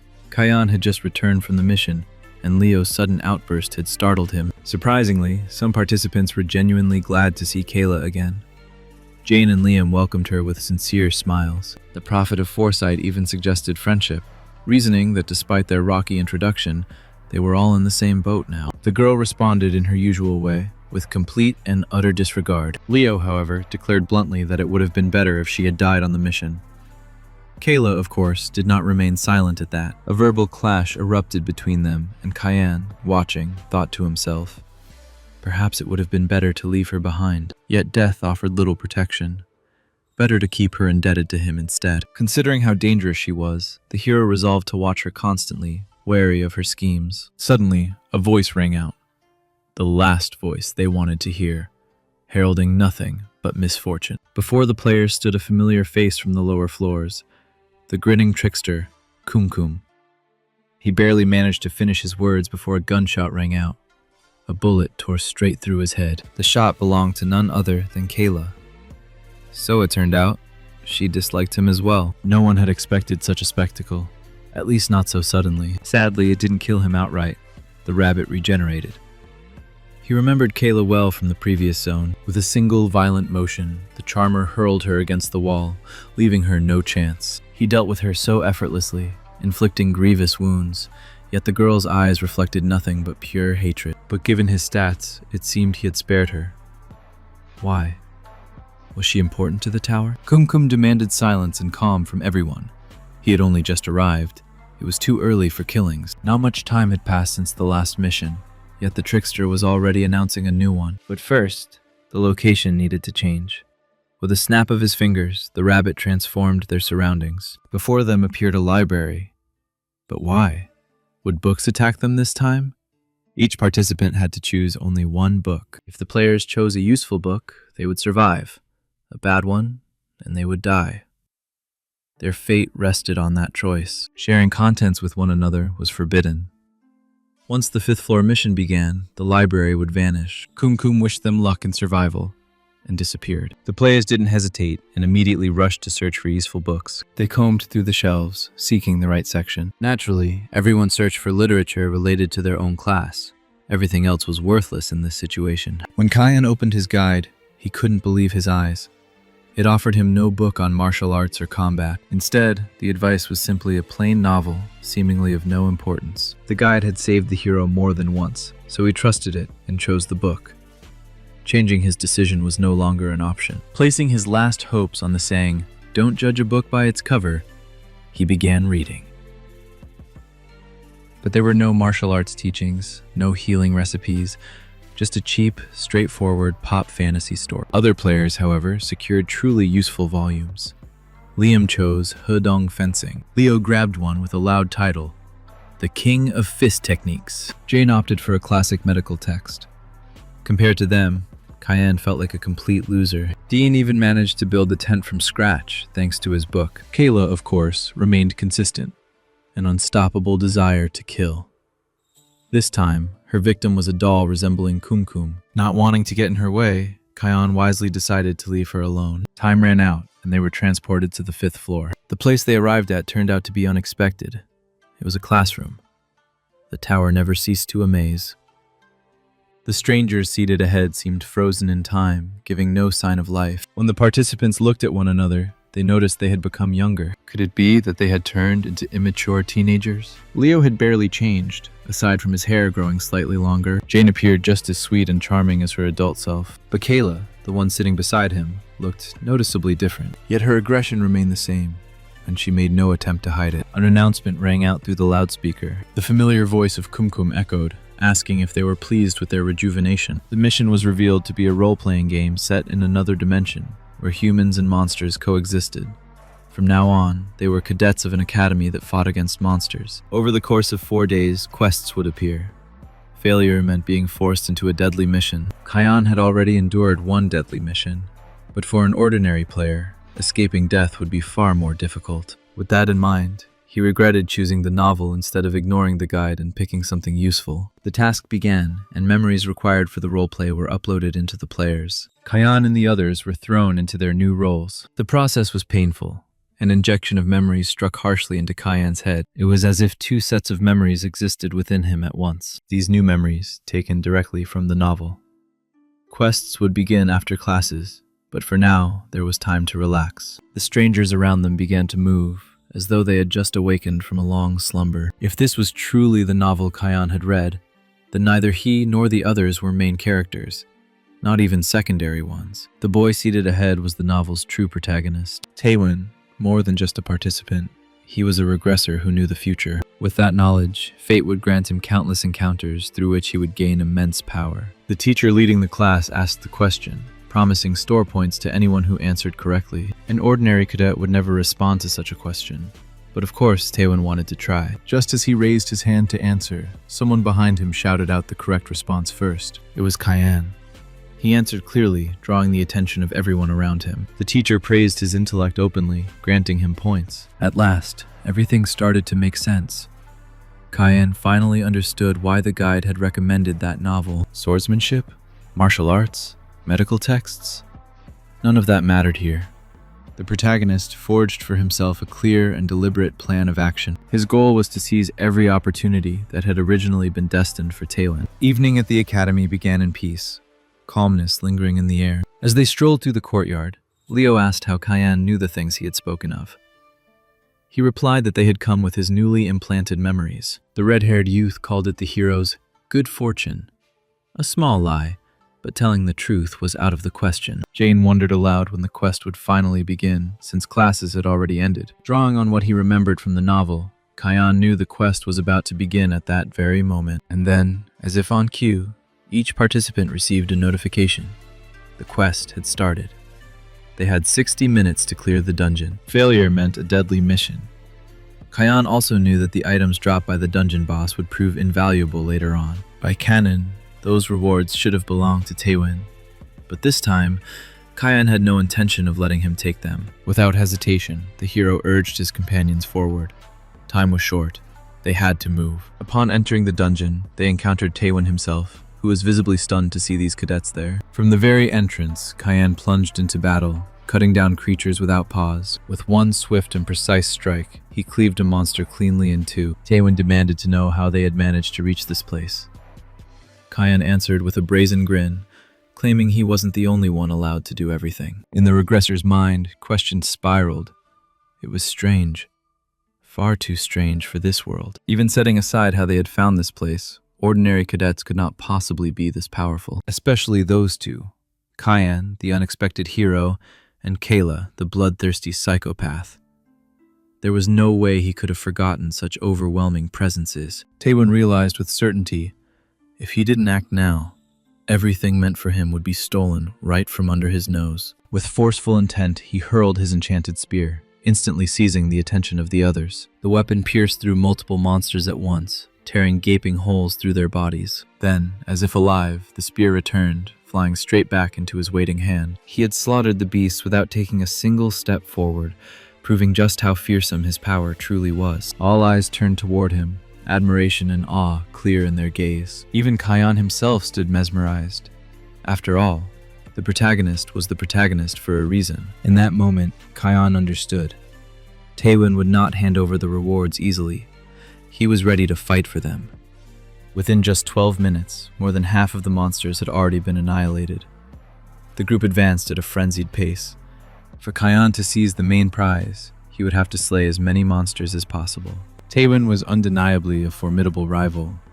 But what? Kayla watched the whole show unfold, recalling their last mission, and finally realized this dude had played her like a fool. With lightning-fast speed, the hero shredded through orcs, his silhouette darting everywhere like a blur. So damn quick it was unreal. Every strike he landed was devastating, lethal to the core. He didn't give those monsters even the tiniest shot to fight back. Forget about running away. But this time, the girl wasn't about to just sit back. She threw herself into the chaos, taking on a whole squad of beasts. With insane precision, she blasted every creature that dared cross her line of sight. But there were too many orcs. Dodging every hit wasn't exactly a walk in the park. Still, Kayla wasn't sweating it. She slid through their strikes with the same deadly grace, like she was dancing through the battlefield. Around Taewon, a swarm of monsters gathered, but he cut them all down in silence. One sweep of his spear was all it took. His face showed nothing, as if this wasn't his first time, but his millionth. The other players watched, jaws dropping at the sheer epicness of the scene. While Liam stood there practically starstruck, Jane noticed something different. Kion was fighting harder, more desperately than usual. They figured he was going all out just so none of them would end up on a death mission. That thought hit them hard, guilt stabbing in. They still remembered voting against him before. For Liam, it was especially heavy, pushing him to fight with even more fire. A rallying cry echoed through the dungeon. If their leader was giving everything, then hell yeah, they were going to fight harder too. Finally, the last of the orcs fell. The boss room revealed itself before them. The system began choosing who would face the boss. Would it be Kion? The dude had been fighting with every ounce of strength just for this. But nah, by the book, the system picked the official main character of the novel, Taewon. What the hell? After all Kion had poured into this fight, he still didn't get the spot? So what was he supposed to do now? One thing was certain, giving up wasn't an option. Just as the regressor stepped forward to enter, Kion stopped him cold, asking for the chance to take on the boss himself. Taewon hadn't seen that coming, and honestly, he was ready to brush it off without a second thought. But Kion knew exactly how to bait him. He offered to share the secret of breaking the chain of regression. From the very second he learned about the apocalypse, Kion had refused to quit. And this moment was no different. Pushing open the massive gates, the hero stepped into the boss's lair. He was ready to throw down, but was the fight about to begin? Or was something else waiting for him? Standing nearby, Taewon couldn't shake the thought. Who the hell is this guy? And what kind of role does he think he's playing? And the biggest question of all, how did Kion know his greatest secret? That he was a regressor. The spear pressed dangerously against Kion's neck. Taewon's silent threat, clear as day. Spill the truth, or else. And then, our boy dropped another bombshell. He knew about the regressor's 32-year winter. Kion started laying it out, telling him what he remembered from back then, in November of 2017. Two men stood by a window, sipping wine, talking about life as the snow fell outside. One envied Taewon. His life was stuck on repeat. Golden years from 17 to 32, looping forever. But for the regressor, that so-called gift was no blessing. It was a damn curse. Endless cycles had worn him down. Kion promised he'd spill the secret to breaking those chains, but only if Taewon handed him the boss room. Unbelievable. Taewon had dreamed of this moment for thousands of years. He had no choice but to accept. He stepped back, giving up his boss challenge slot, but not without a warning. If Kion lied, it'd get ugly. The hero strode into the room. The dungeon's boss rose before him, and damn right, it looked like a true boss monster. Towering, brutal, built to crush. Kion steadied himself. The novel hadn't described exact tactics for this fight, but he didn't need a guide.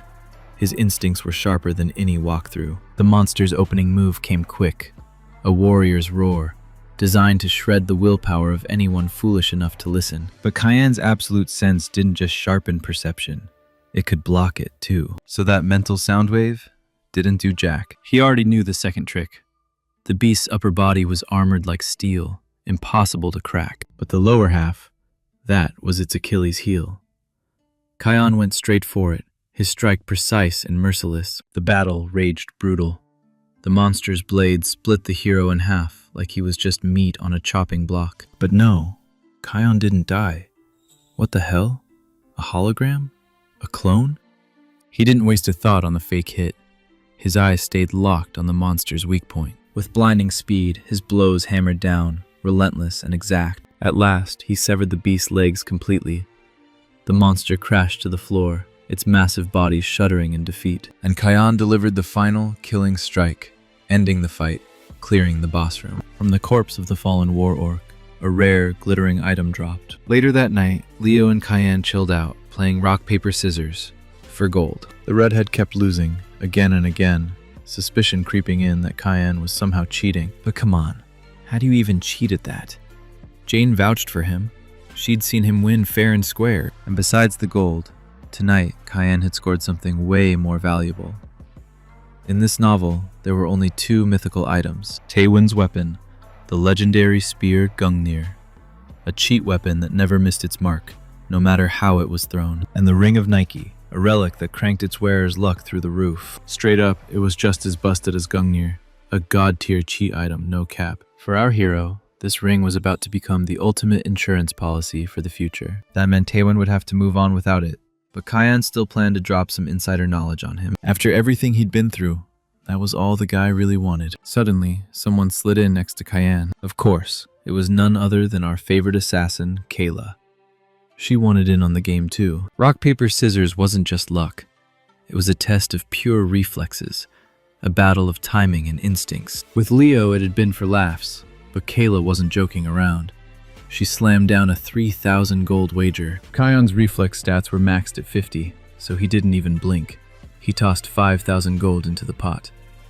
The match was on. The next day dawned at the Monster Fighting Academy. All the cadets, including our party, lined up for the morning assembly. Kion recognized the scene instantly. One of the most cliched tropes in every pop novel. Smash the machine to measure your combat power in front of the entire squad. And yeah, in case you were wondering, Kion did bag his 5,000 gold win. No surprise there. One of the academy leaders stepped forward, announcing a magic level test coming up in 2 days. They'd need it for the mission. Liam stood just behind Kion, hyped as hell to see how the other cadets stacked up. The first challenger stepped up. 1 punch, score of 43. We don't know the exact scale, but judging by the crowd's reaction, it was solid. Kion would have known the numbers if his memory uploads weren't missing that detail. Next up, Liam. He slammed a clean 69. Every cadet in the arena, except for our crew, stared wide-eyed in shock. After Liam soaked up the spotlight, Leo strutted up front. He wanted to one-up the guy. And he did, smashing a 75 barehanded, no weapon needed. Some people hated his showboating though, and he got shoved aside by the next challenger's shot. And that challenger?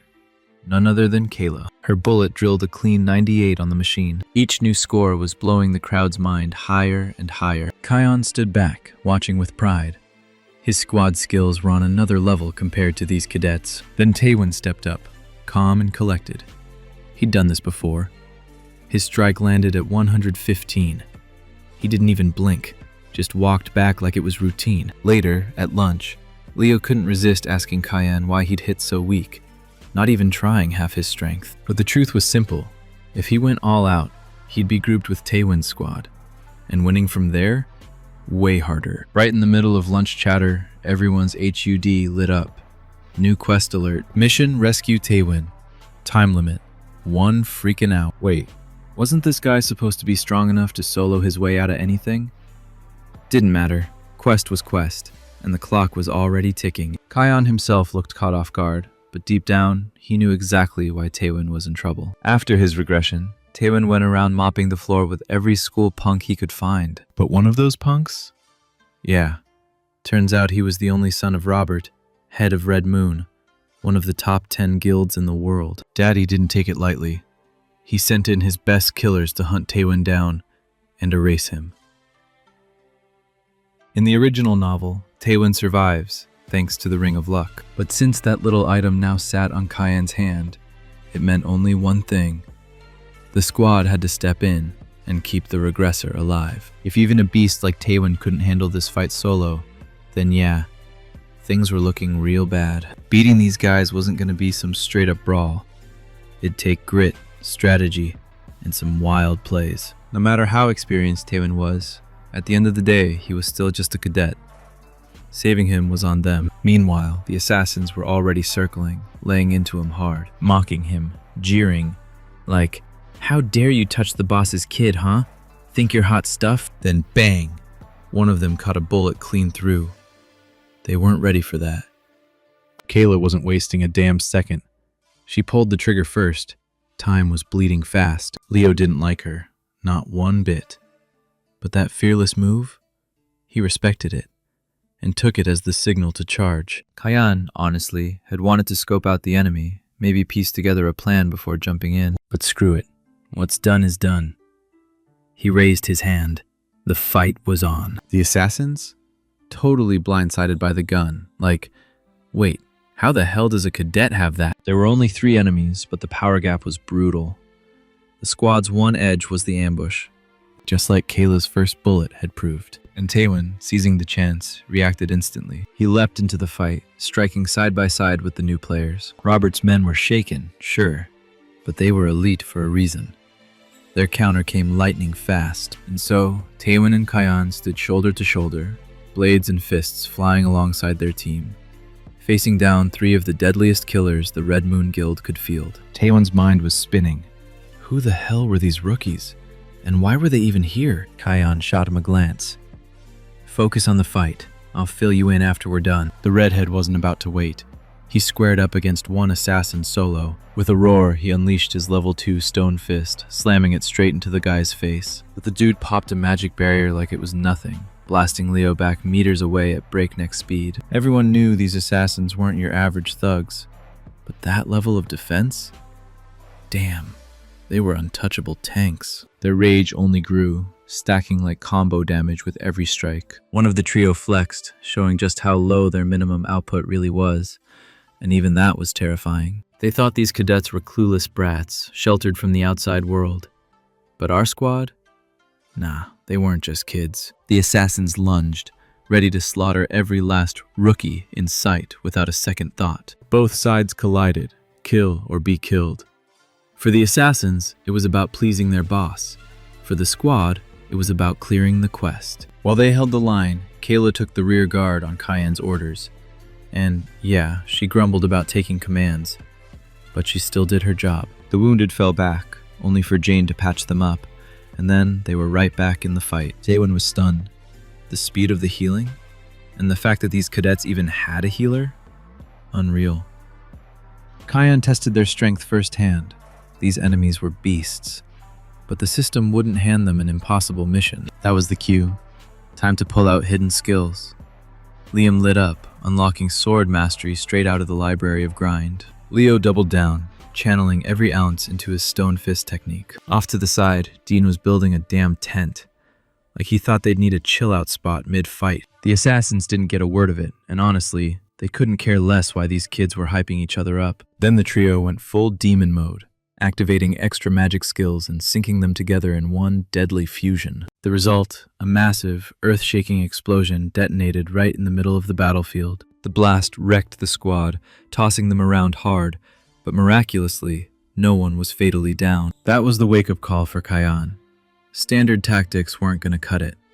They needed more. The squad was unstoppable only when they moved as one. One body, one will, one strike. But these 3 killers, their combat experience was on a whole other tier. Together, they weren't just fighters. They were a trinity. Break one link and the whole chain collapses. But how? The trio stood like iron gates without a handle or keyhole. No cracks, no openings. The explosion had gutted the squad's stamina, but Jane was working overtime, her healing magic shining at full blast. The brunette assassin scoffed, noting the cadets' insane persistence. If these brats were hunters, this country'd be untouchable. The blonde one, though, was itching to wrap it up. The longer this dragged, the more dangerous it got. But the leader was losing it. Why the hell are these kids still standing? His fury was boiling over. He shot into the air, moving in for a kill strike. One of them had to die here. His target, Jane, the healer, the beating heart of the squad. Take her out, and the whole team crumbles. Kion couldn't close the gap in time, but Taewon's spear... Yeah, that was fast enough. The regressor launched the spear with deadly precision, certain that Gungnir would never miss its mark. The man never expected a strike like that from Taewon, and for a moment he thought he had been fatally wounded. One link of their chain had been broken, their formation shattered, leaving them exposed. A crack had formed in those steel, unshakable gates. Prime time for an all-out strike. The leader of the trio was now burning with murderous rage, ready to slaughter them all without mercy. Kion could feel it, their impatience, their unease at being stalled. He knew exactly why they were on edge.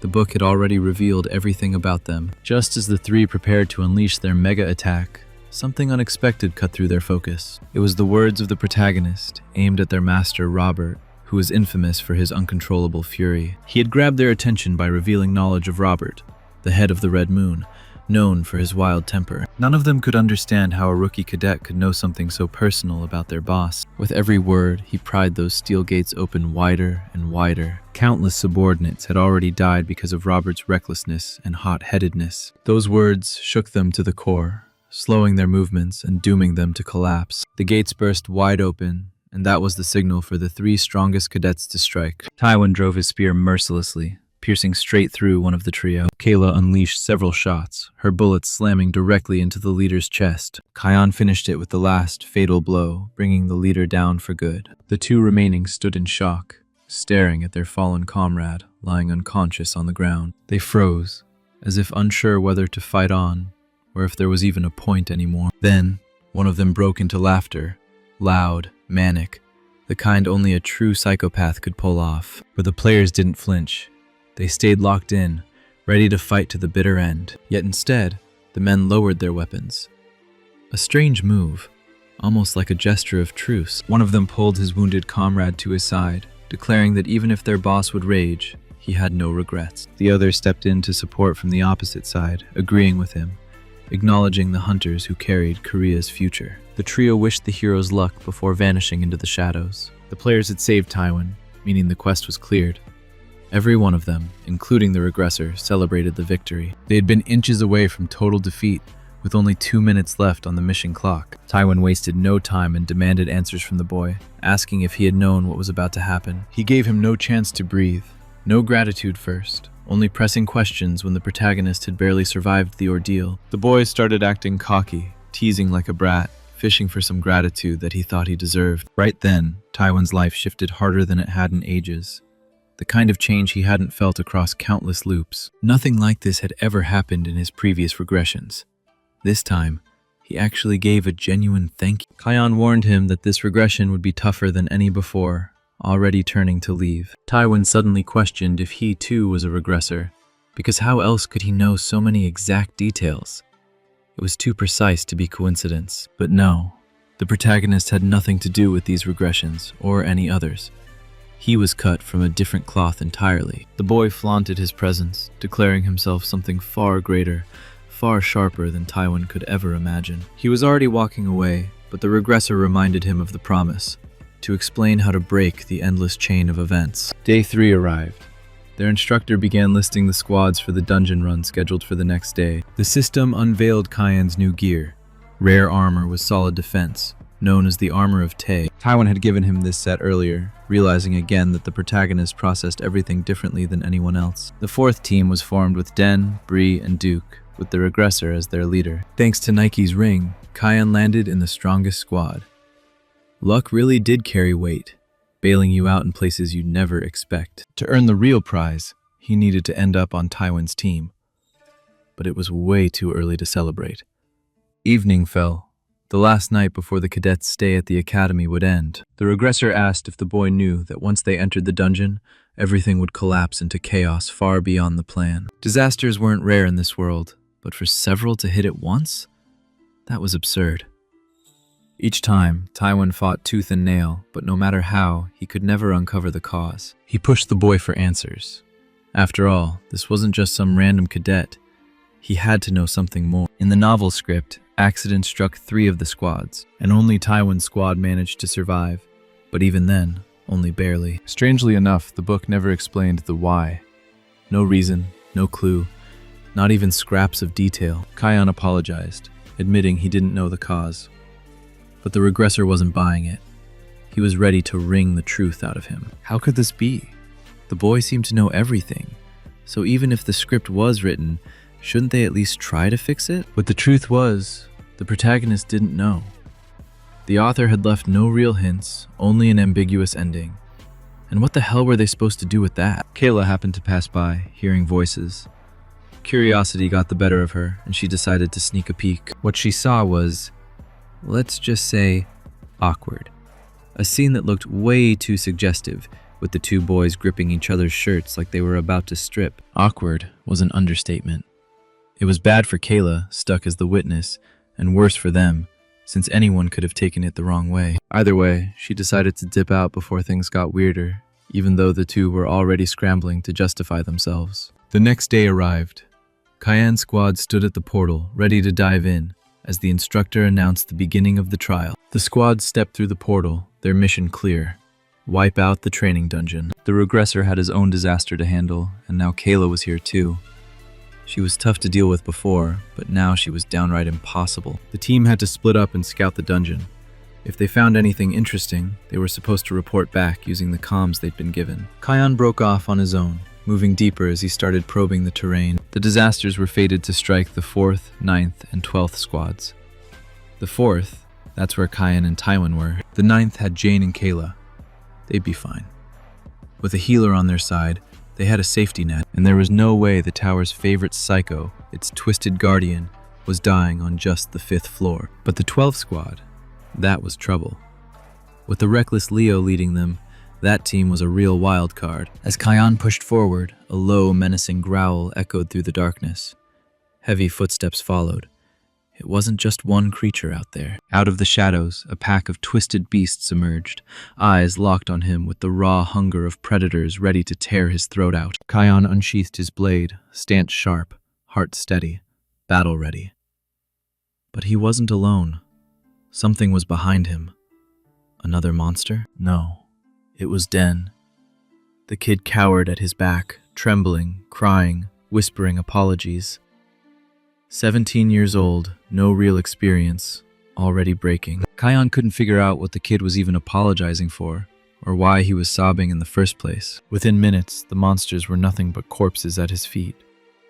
For Kyan, the fight had been child's play, but Den was still haunted by that day.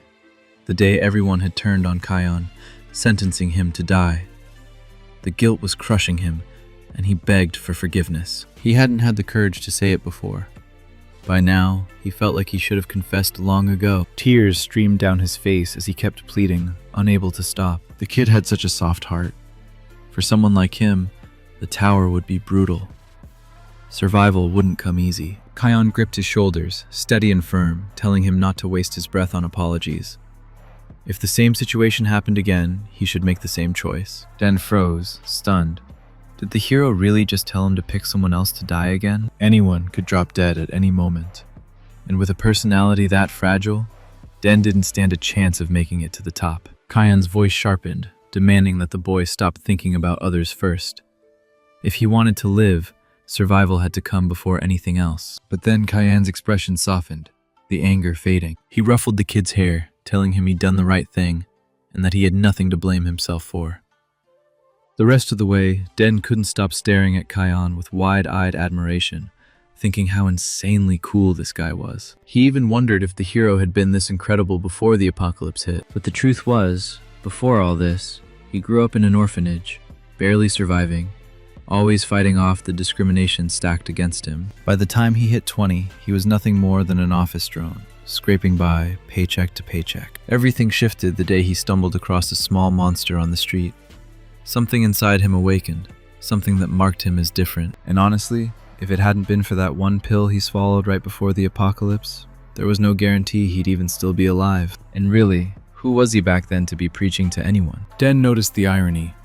Kyan kept telling him to look out for himself, but the guy was always throwing himself into danger just so others could keep breathing. The kid decided right there, he wanted to be like Kyan, helping people without asking for anything in return. The hero reminded himself that what mattered most was the future.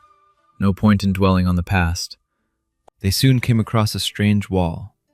Den stopped, eyes locked on it, studying every detail. His class as a researcher kicked in, and he sensed it, an odd, pulsing energy seeping from that spot. Kion's absolute sense picked up nothing, but thanks to Den's unique skill set, something hidden had been uncovered. The regressor motioned Den to step back as he tightened his grip on his weapon. Channeling the full might of a level 3 beginner swordsman, he swung with all his force at the wall. The strike shattered it wide open, unleashing a surge of bizarre yet overwhelmingly powerful energy. In an instant, the two of them were teleported inside.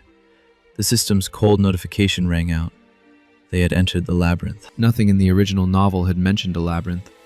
Tywin hadn't said a word about it either. That left only one option. This place wasn't part of the author's design. Maybe, just maybe, it held the root cause of the dungeon's chaos. Moving deeper, they spotted a creature unlike the usual monsters. It looked beastly enough, but it was different. It could speak. Kion pulled up its stats. Name, Jemba Jemba. Race, elf. Role, repairer, creator. In short, he was a builder, but his stats were stacked, towering at least 5 times higher than Kion's. And the worst part? Jemba Jemba wasn't alone. His comrades were just as insanely powerful as he was. At first, Jemba Jemba was ready to chase the intruders off, but his partner, Coom, stopped him. These two didn't match the characters from the novel. Coom especially pointed at Kion. They had twisted the plot itself, handing Tywin a massive spoiler. The high-level monsters surrounded Kion, closing in, their voices debating his fate. The regressor's calm wavered, panic prickled at the edge of his thoughts. Or maybe it wasn't panic. Maybe it was just the weight of all that unwanted attention, especially the kind of attention directed a little too low on his body. Not that it meant anything. It was just that the elves were short. Nothing else. The mini-monsters questioned how he'd ended up here. He answered with the most ridiculous excuse possible, that he'd just stumbled in after reading the story. Honestly, it sounded like nonsense. Nobody should have believed it.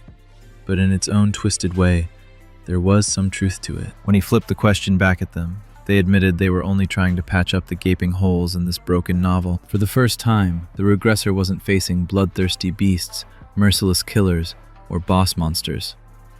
These were just worker elves. He cut on fast. With guys like this, brute force wasn't the play. Smooth talk was. He started praising their work, saying the whole story would have been trash without their fixes. Hearing that, the elves lit up, finally recognized for their efforts. Jemba Jemba was moved. At first, he'd wanted to kill the regressor, but now, he figured he'd just erase the guy's memory and let him go. The mini-monster raised his hand toward Kion's face. But if the memories were wiped clean, then what would have been the point of all this? Time was running out, and Kion had to think of something fast. He claimed there was a huge plot hole on the 3rd floor of the dungeon and asked if they already knew how to patch it. The elves were stunned.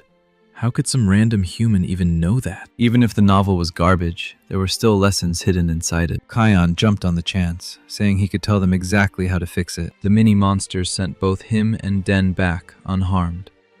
The rift sealed shut. Den grew nervous when he saw Kion standing frozen, staring blankly ahead. Had they tortured him in there? But the regressor didn't react at all, still trapped in his own thoughts, still shaken by what just happened. Let's rewind to the moment before, when Kion first offered the elves his help. They couldn't just turn him down. If that error wasn't fixed, the builder's reputation would take a heavy hit. Kion laid out his plan. What if the 3 separate dungeons the teams were in right now were fused into one? The dwarves mulled over. If the dungeons merged, the monster situation would actually become manageable. They admitted it was a legit, solid idea. But in that case, if the dungeon became that massive, the rewards had to scale up too. They explained it as a basic law of cause and effect, something that couldn't be broken. On the flip side, if Tywin earned too great a reward, the entire plot could spiral out of control. Kion fired back that maybe he himself would be the one to win and claim the prize. The regressor had done everything he could. Now, the choice was in the elves' hands, and in the luck of Nike's ring. But then the builder decided it'd be simpler just to wipe his memory. This side character was getting way too full of himself. Nike didn't lift a finger to stop it. Kayan was about to lose every memory of what had just gone down. That was when Den tried desperately to shake some kind of reaction out of him. The poor regressor barely managed to mutter that he was fine, and that there was no need to keep saving him. The kid apologized again and again. He'd just panicked. And of course he had. Kayan looked like someone who'd literally had his memories erased. Luckily, the 5th floor mission was time-limited. In truth, the regressor remembered everything. At the very last moment, he shouted that he'd disappear tomorrow anyway. There was no point erasing the memories of someone who wouldn't be here long. As they moved on, he noticed something behind Den's back. A hammer he definitely didn't have before. The kid admitted that while the elves were busy focusing on Kayan, he'd quietly snatched it for himself. The hammer only lasted a single day, but it could repair any damage and boost the success rate of item upgrades. Den explained that he'd tried fixing something with it, and the regressor realized, maybe this kid wasn't so weak after all. Either way, he'd struck a deal with the elves, and for Kayan alone, a hidden quest quietly took shape. He had to fix that gaping hole in the story, and for that, he'd earn a personal reward. But he had to move in the shadows, unseen. Out of nowhere, the ground beneath them shook violently. Stones rained down from the ceiling, and a deafening rumble tore through the dungeon. That was the moment Kayan realized. The chaos had begun. A surge of unknown energy erupted. The dungeon itself roared in anger. Stronger monsters appeared, and all 3 dungeons merged into one nightmare. The kid started to panic at the madness around him, but our regressor stayed cool as ice. They split up. Den was told to track down Tywin and stick to him. Being an explorer, he'd figure his way out. Kayan reassured the boy that he'd handle it. He was way stronger than he could ever imagine. Still, Den's fear wasn't for himself. It was for his friend. How would Kayan survive fighting alone in this hell? But no one could predict that. The script would decide the outcome. The new wave of monsters was nothing like the ones before. Even at a glance, these beasts were built to crush. The cadets struggled against poison-spitting creatures, proof they weren't even close to the level of real warriors. Jane stood at the rear, healing the wounded, when one fighter turned back to thank her. In that instant, a stinger shot toward him, fast and lethal. A death strike. But before it landed, the monster collapsed, lifeless. It hadn't tripped. The beast was dead. And the credit went to the gunner girl, the one who never missed a single shot. Kayan cut down beasts as he moved forward, until gunfire echoed through the tunnels. That had to be Kayla's squad. The regressor sprinted toward them, ready to help, even though they clearly outclassed the average cadet. His true mission stayed the same: wipe out the dungeon's monsters while staying unseen, careful not to ruin the story. The bloodbath ahead would be brutal beyond doubt. Our hero pressed deeper into the tunnels, straight toward the deadliest of them all, the Scorpion boss, the big bad freak. The Scorpion King towered over him, 10 times his size, its stinger dripping with venom that promised instant death. Fighting a monster that strong was already a nightmare, but add poison breath to the mix, and it was hell times 10. There was no way Kayan could strike without risking a fatal counterattack. Team 4 had their regressor, Tywin, who could pull them through, but Kayan's task was to protect the other 2 squads. Yeah, part of it was about grinding for that higher rank, but more than that, he couldn't stand by and let a catastrophe wipe everyone out. He dodged the Scorpion's venom strikes with lightning reflexes. In a single bound, he soared above the beast, ready to drop a crushing blow. But he'd overlooked the Scorpion's deadliest weapon, its razor-edged, lethal tail. The strike sent Kayan slamming into the stone floor, leaving a crater beneath him. The pain was sharp, bone-cracking. The monster couldn't really show emotions, but the way it loomed over him, it was like it was damn proud it almost killed the kid. Nah, rushing like that was just serving himself up on death's plate. He had to think of something real, something that would actually work. Luckily, he had a backup plan. He didn't want to burn it this early, but there was no other choice. Just the night before, their teacher had given them a trial where the reward was a one-time use, perfect shield. Kayan launched into his do-or-die strike. No turning back now. The moment the beast spewed venom, the regressor snapped the perfect shield into play. That item was broken as hell. It blocked 100% of any attack. Didn't matter how much that oversized bug flexed, its hit couldn't even scratch the surface. Now it was payback time. Kayan unleashed the power of the beginner swordsman class, slicing the beast down with a single blow. The monster plunged straight into the abyss, dragging its threat with it, and Kayla's team was finally free. Without wasting a breath, Kayan stepped through the portal, heading straight for Leo's squad. For some reason, the guy actually gave a damn about that reckless punk. Their first impressions of each other couldn't have been more opposite. and no way had he expected their bond to twist like this. Whether he liked it or not, the regressor genuinely worried about that loudmouth. Lost in thought, he didn't notice how dead and empty the world around him had gone. That's when something shot up from the ground right in front of him, fast and nasty. It wasn't some top-tier monster, just a horned mole. Kyan cut the ugly thing down instantly, not even breaking stride. One mole wasn't a problem, but there weren't just one. There were dozens. A swarm of grotesque little beasts piled at him all at once, like flies on rotting meat. Small and quick, they were easy to underestimate.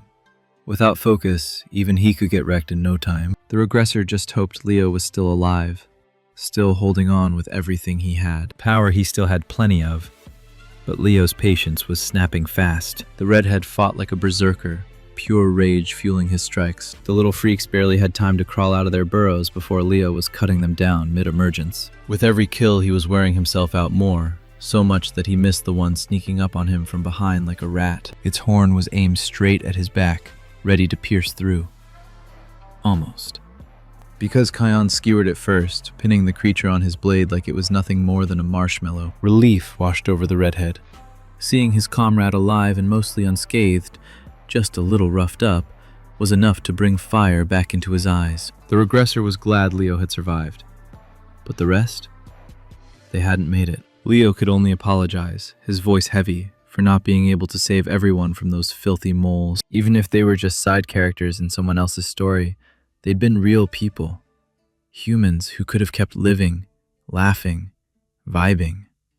The redhead was lost, not knowing what the hell they were supposed to do next, or if they'd ever crawl out of this death trap. Then the ground beneath their feet began to quake.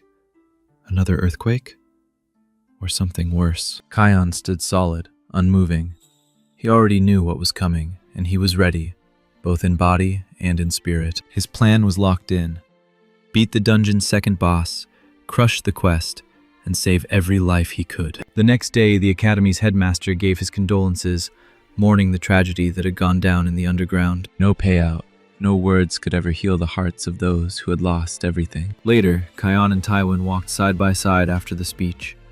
The regressor carried guilt heavy in his chest, blaming himself for not saving everyone. Taiwan reassured him. No matter how many regressions he went through, the protagonist could never fully erase the bloodshed of the dungeon. But this time, Kyan had saved far more people than anyone else ever could have. Taiwan admitted it. Kyan wasn't just a regressor. He was something greater. The regressor promised he'd lean on Kyan for advice from time to time. Too bad he'd never really get the chance. Tomorrow's Kyan wouldn't be the same as today's, because they were heading back to the tower. Just like Taiwan, at age 32, reaching the end of his arc, the regressor was climbing to the next floor of the tower. The finale was already written. Kyan would reach the top. But what waited for him there? He wasn't about to sit back and let fate call the shots. He and his crew would carve out their own happy ending. The squad wrapped up their quest successfully, stepping back into the tower's grand lobby. They were buzzing, hyped, trading stories of the mission, hyping each other up for the insane work they'd pulled off. Kyan just sat back, soaking in the glow of victory. He'd been leveled up. Middle Swordsman, rank 1. But that wasn't even the best part. For snagging first place fair and square, he'd unlocked a reward for a secret mission, a bonus subclass slot. Never in his wildest dreams did he think he'd be running multiple classes at once. This time though, he was hyped. Extra loot was extra power. Crushing the item in his hand, he unlocked a whole new class slot. What was it gonna be? Obviously something insane. A guy like Kyan deserved nothing less than pure, unstoppable firepower. The anticipation was killing him. For some reason, the system was lagging hard, loading slower than ever. Then it hit. His second class. The mighty, unstoppable, god-tier beast conqueror. At first, it felt like a joke.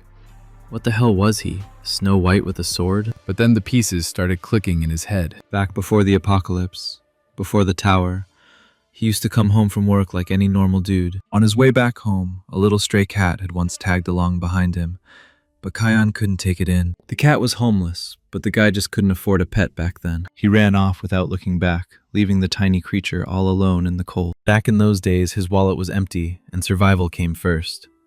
So he had no choice but to ignore the cat. But now he was a beast conqueror. Maybe this class wasn't so lame after all. Besides, deep down, Kyan had always loved animals. His guide finally chimed in, sending him fresh strategy notes.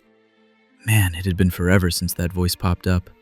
Felt almost nostalgic. On the 7th floor, there was a monster waiting, one that could be tamed. Not only did it pack heavy combat skills, it was tough enough to carry Cayenne on its back. A fighter that doubled as a mount? Probably some kind of wolf-like beast, right? Cayenne felt real hype.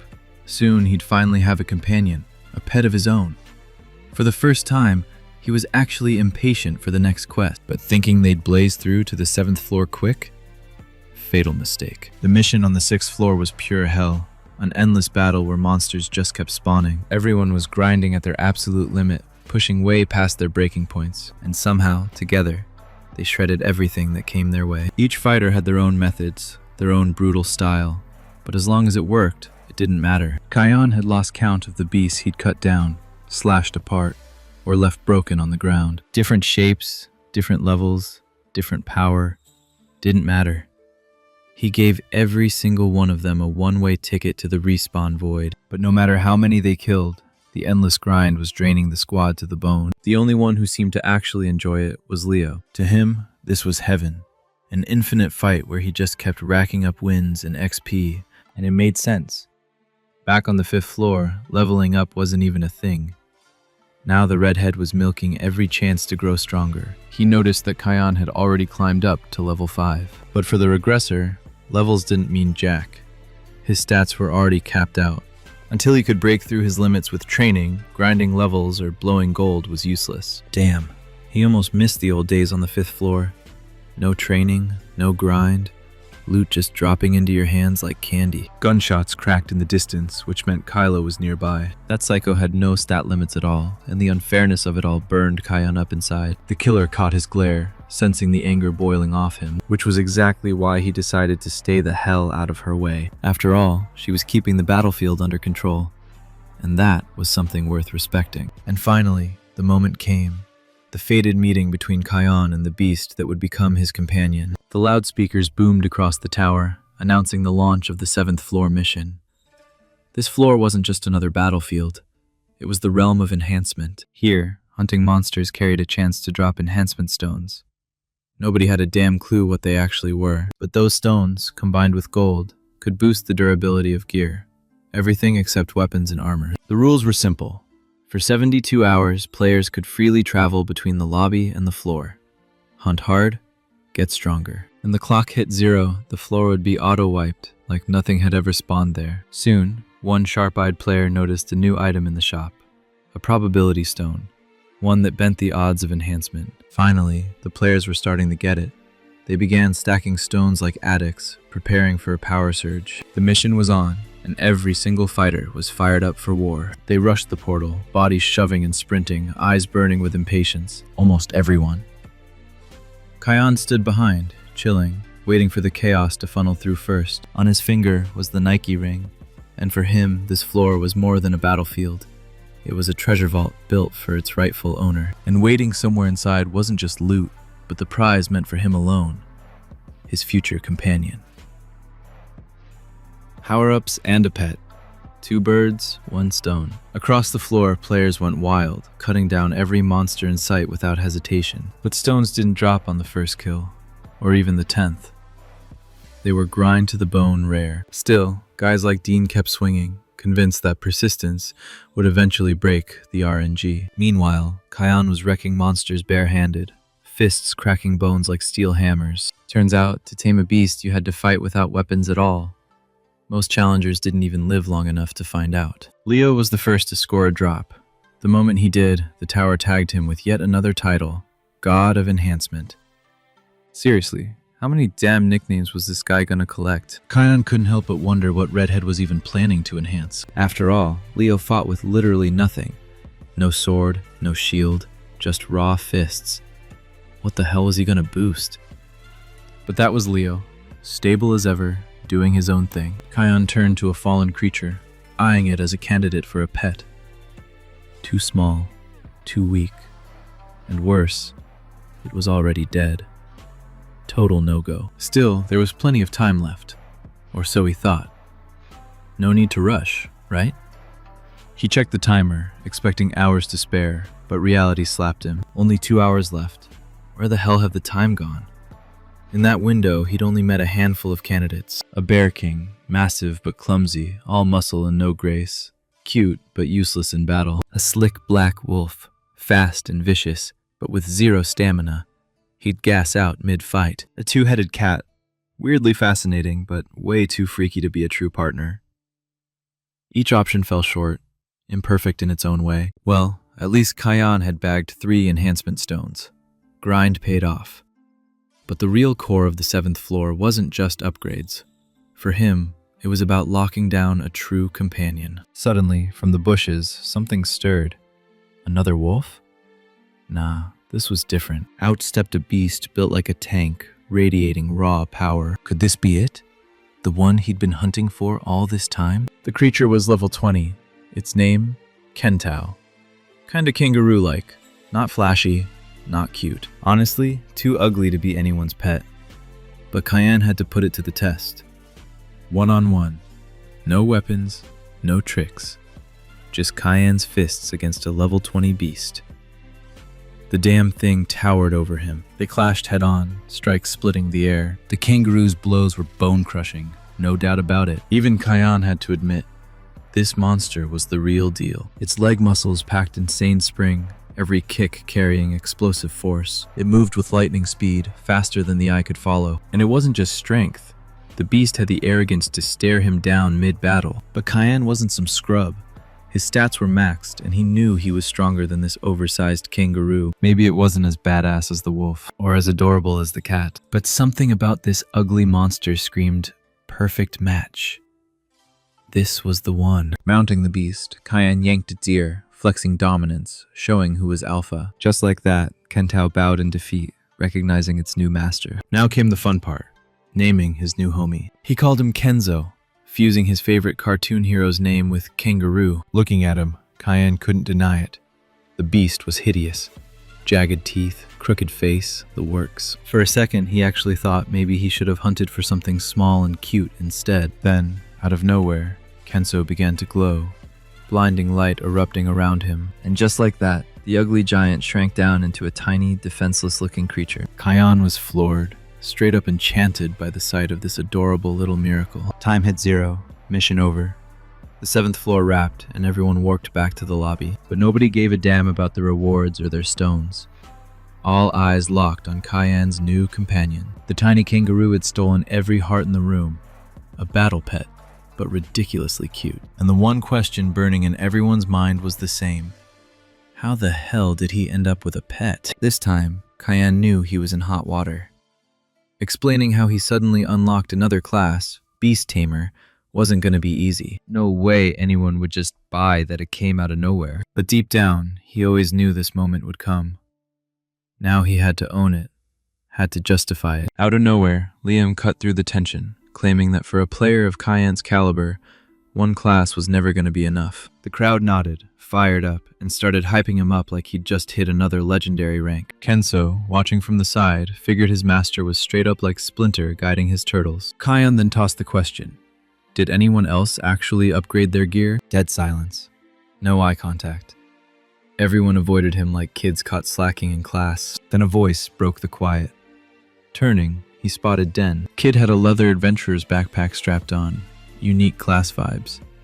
He stood proud, like he'd just leveled up in life. Right, Kayan remembered. This kid had jacked a hammer off those 2 idiots earlier, with built-in upgrade potential. According to the guide, Den could enhance it 3 times over. For someone that young, dude was killing it. Way more talented than you first looked. Jane chimed in, asking if Kayan himself had upgraded anything. He didn't hesitate, pulled out his enhanced unique sword. Just looking at it felt like you could get cut. His armor gleamed almost brand new, also rocking unique class status. The set looked fierce. Together, the sword and armor gave Kayan an aura of a seasoned warrior, deadly strong, sharp as hell, but also damn charismatic. His gear didn't just protect, it amplified his whole presence. The squad was awestruck, all except Kayla. Poor girl had come out of the 7th floor empty-handed, not even a single stone. For that brief moment, though, everyone forgot about the tower. Pure celebration, good vibes all around, until the lights cut out.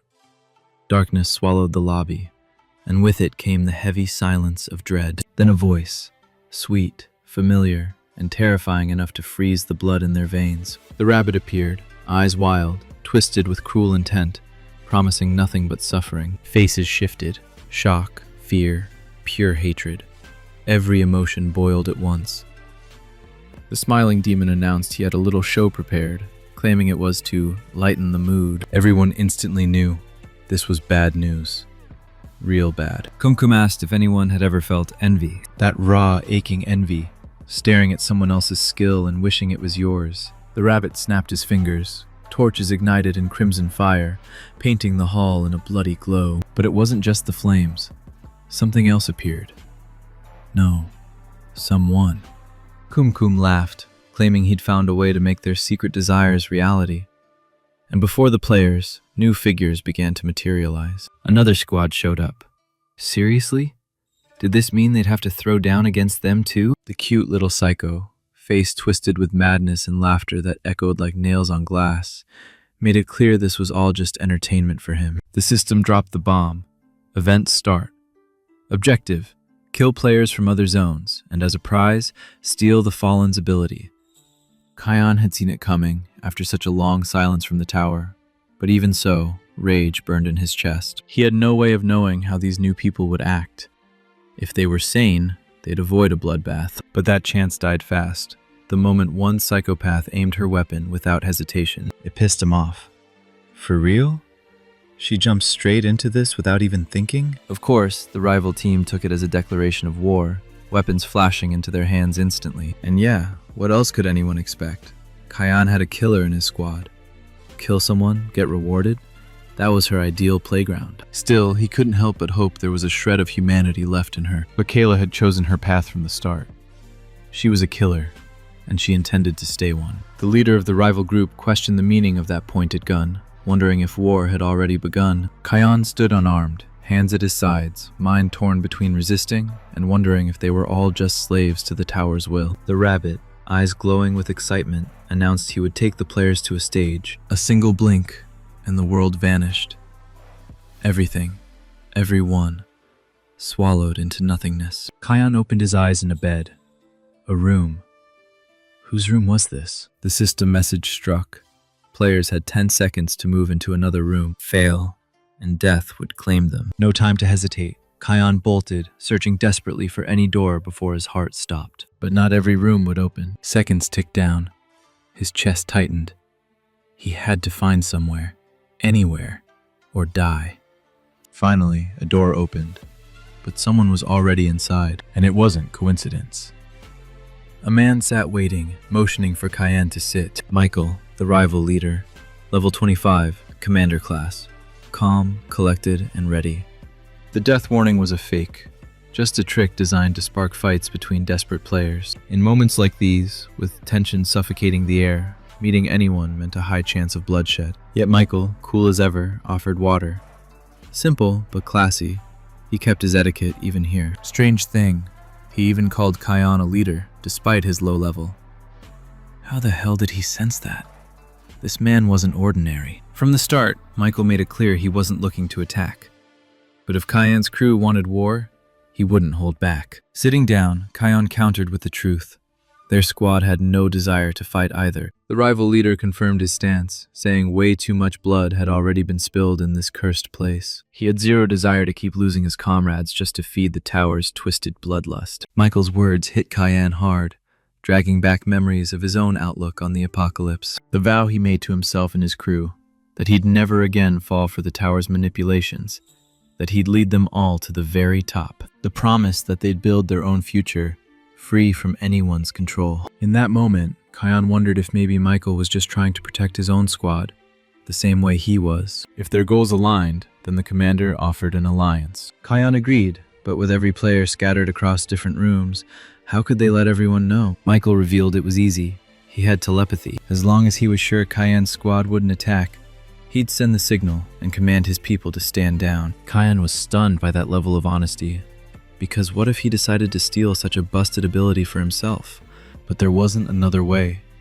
If they wanted to avoid more deaths, they had to build some kind of trust. Kion doubled down, promising that his squad was mostly peaceful, and as long as Michael didn't strike first, they'd be safe. Still, he admitted there was one person in his group he couldn't control. Michael instantly figured it out.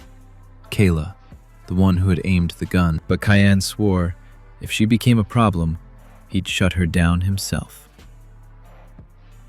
Hearing that, Michael chose to trust him, sending out a mental order to his own squad. Cayenne was then dropped into an empty room, finally with a moment to think. He felt like the talks had gone well with the rival leader. But had they really? His next move was obvious. He had to find Kayla. And he had the perfect way to do it fast. After clearing the 7th floor mission, his gold stash had stacked past 50,000, enough to snag a random ability box. The skill he pulled couldn't have come at a better time. It gave him vision of the map, every room, every player. With it, he realized they were stuck in a small 5-floor hotel, quiet for now. Kayla was on the 5th floor, but then something popped up on the map that should have been impossible, and he knew it was going to blow up into serious trouble. In Leo's room, there was a rival player, and they sure as hell weren't talking about the weather. Panic shot through Cayenne as he bolted from his room, racing to stop the inevitable. He kicked open the door, only to see the body of a rival sprawled lifeless on the floor, with Leo standing over it. Rage exploded inside him at the sight. He lost control.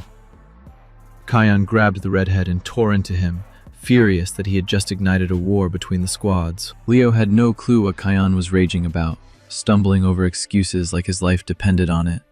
Which it honestly did. He swore the rival had barged into his room first, pressing cold steel to his throat. Cayenne would have never believed him, if not for the sudden system notification. It revealed that assassins had eyes that could see the kill count etched into another player's soul. That was the meaning of the assassin's eyes.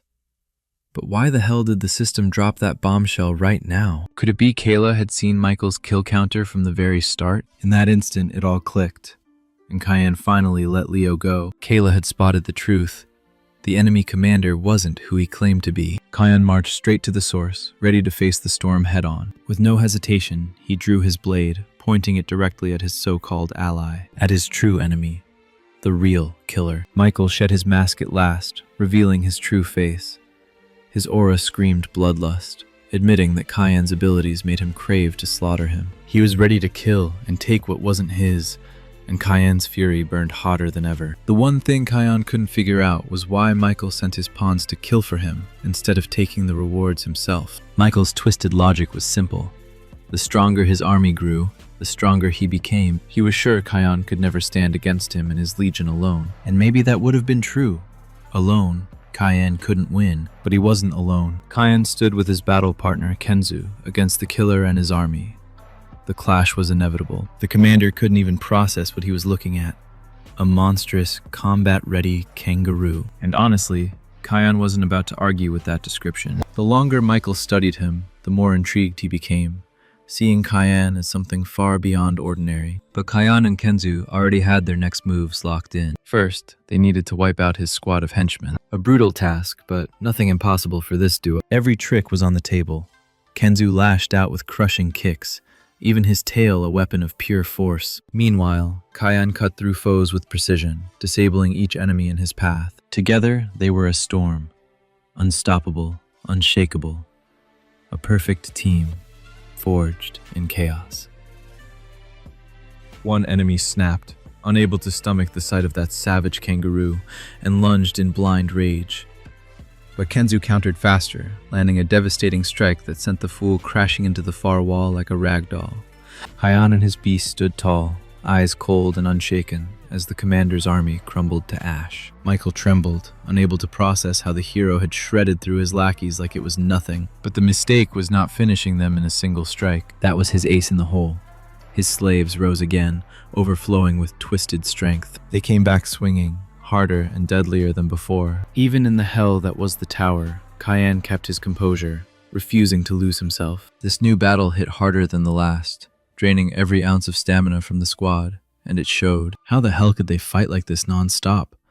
Cayenne saw no healers, no regeneration. Somehow Michael was juicing their experience to insane levels. What kind of sick trick was this? The truth cut deep. The commander was fueling them by burning through their very life force. He reveled in it, flexing that in this state, every one of their stats doubled. The psycho was actually enjoying the carnage like it was his personal stage show. Kyan realized the ugly truth. When Michael drained them dry, they'd collapse and die. His earlier words came back sharp.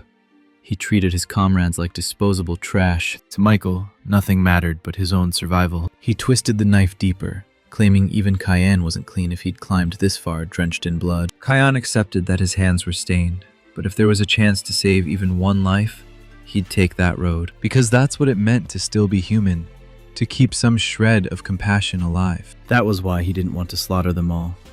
But if he didn't end this, his friends were doomed. His mind had to stay ice cold, every emotion locked away, because his priority was saving his squad. Michael sensed the difference in him, recognizing Kyan as someone special, and activated absolute sense. It let him slip through every strike, even disarming opponents with brutal precision. But Kyan wasn't after the puppets.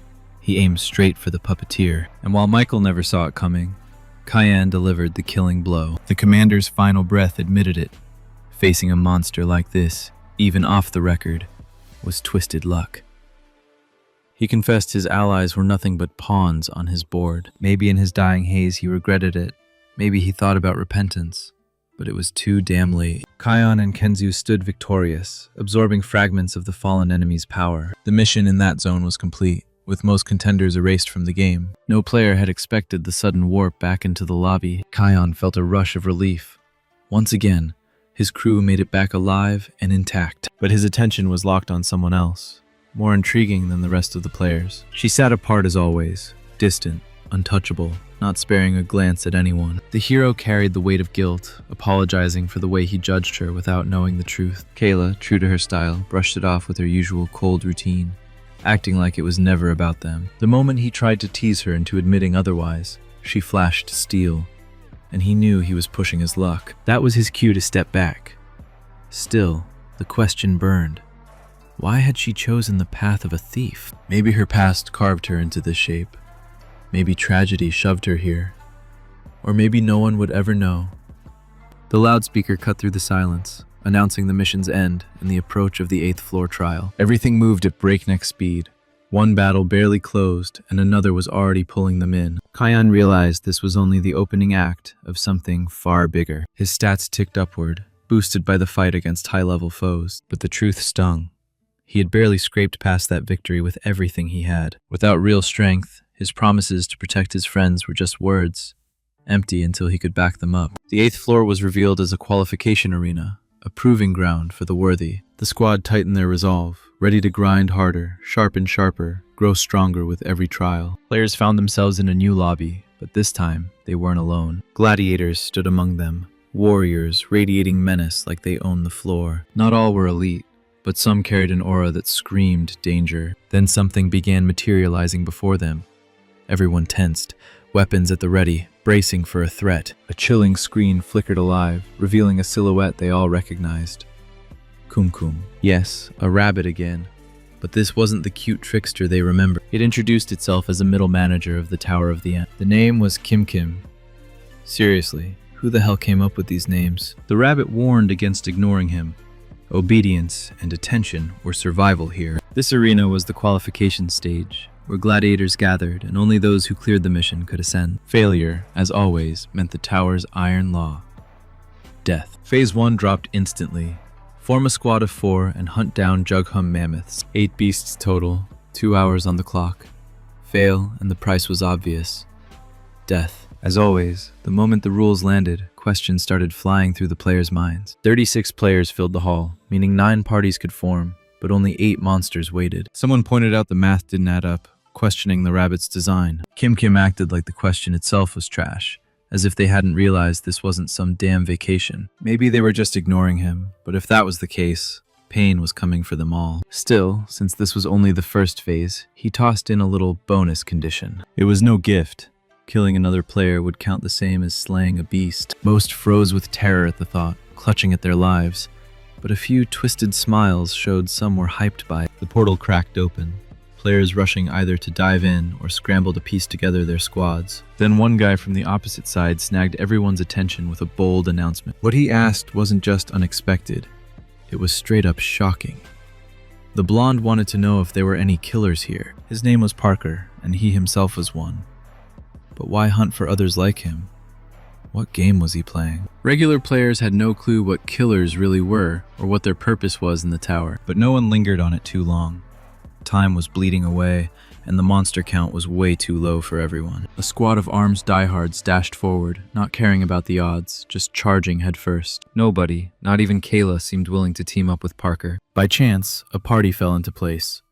Liam, Cayenne, Parker, and a mysterious girl none of them knew. The squad was stacked. The main hero with his blade, a deadly killer, and the wildcard girl whose power was still a mystery. As they hunted, Cayenne's guide lit up with data on a hidden objective. Pulling up his minimap, he spotted the leader of the Jagham mammoths sealed under a barrier in the northeast. That was massive. If they bagged this beast, nobody else had to die. Following Cayenne's route, they finally laid eyes on the giant mammoth caged beneath a dome of light. Parker admitted he hadn't expected Cayenne's lead to actually pan out. Liam finally dropped the act, admitting Cayenne wasn't a guy you could judge by level. He was on another tier. The killer wasn't impressed, saying the swordsman was overselling it, like the hero didn't match the hype. Something was seriously off about Parker. Why the hell had he triggered his assassin's eyes, scanning the others like prey? Cayenne had always been the one observing, but this time, the weight of being watched pressed down on him hard. Before they could take the mammoth down, the barrier had to fall, but normal strikes barely scratched it. Cayenne reasoned it would probably drop on its own after some time. In truth, his guide revealed the barrier would only vanish once 5 mammoths were slain. 4 had already been taken down. But then, something truly horrifying and unforgivable erupted before their eyes. Parker, with a single clean strike, sliced the girl's head from her shoulders. Cold, detached, like it meant nothing. But deep down, he relished every second of it, especially the twisted horror painted across Cayenne's and Liam's faces. What the hell was running through his mind? Why murder her? She hadn't even done a damn thing. To him, it was just insurance, proof that the portal would open. Rage boiled inside Liam, disgusted that this psycho butchered a teammate just to test a theory. Cayenne already knew killers were unpredictable wildcards, and he had braced for chaos. But this went way beyond anything he imagined. He had dropped his guard the moment the secret mammoth was revealed, letting excitement cloud his focus. Now Parker grinned at the thought of wiping them all out, cashing in the rewards alone. Liam snapped, lunging at the blonde, unable to listen to another word from the madman. Parker was ready, blade flashing free, almost thrilled that things had escalated to bloodshed. But then the protagonist cut in, his counterattack burning hotter than Liam's fury. Cayenne's aura blazed. 10 times Liam's rage, sharpened into the will to crush this smug butcher. He screamed at Liam to back off, sensing the danger was spiraling out of control. In an instant, Parker's blade swerved, piercing not the hero, but Liam, standing right behind him. Impossible. This man had no soul, no conscience, only bloodlust, pure and unchained. Liam's body crumpled to the ground, his breath shallow, life slipping away. Cayenne staggered under the weight of it. He had been growing, getting stronger, but when it mattered, he still failed to protect his one true friend. The moment mirrored his past failures, the scars he swore he'd never repeat. Parker twisted the knife, taunting him, feeding the flames of his rage. Cayenne felt nothing but raw fury, a singular drive to obliterate this arrogant killer. And right then the barrier shattered, the mammoth's cage dissolving. Fate had thrown all 3 into the pit, the hero, the psychopath, and the monstrous boss. The beast's trunk swung like a wrecking ball, every hit capable of ending lives in an instant. Cayenne barely managed to drag Liam clear, ripping him out of the monster's path before it finished him. He carried his fallen ally to what little cover he could find, shielding him from both the killer and the beast. Relief hit. Liam was still breathing, faint and uneven, but alive. His comrade's strength was undeniable. He had endured wounds that would have killed anyone else. Watching Parker fight, Cayenne couldn't help but feel a flicker of envy. Only a savage could find joy in this carnage.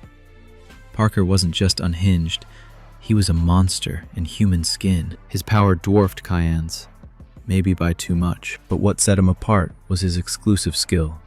His blade itself radiated an aura, a killing edge that seemed alive. Parker's blade was already deadly, but the real nightmare was the aura, moving separate from the steel, striking from angles no one could predict. Cayenne burned to end him right there, but he knew the truth. If he rushed in now, he'd get shredded. First things first, the mammoth boss.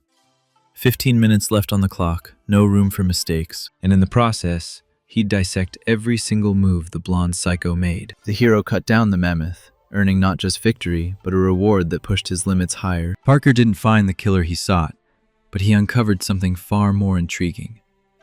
Cayenne himself. Riding high on his spoils, Parker decided to let the kid live, just because he was in a good mood. That arrogance was too much.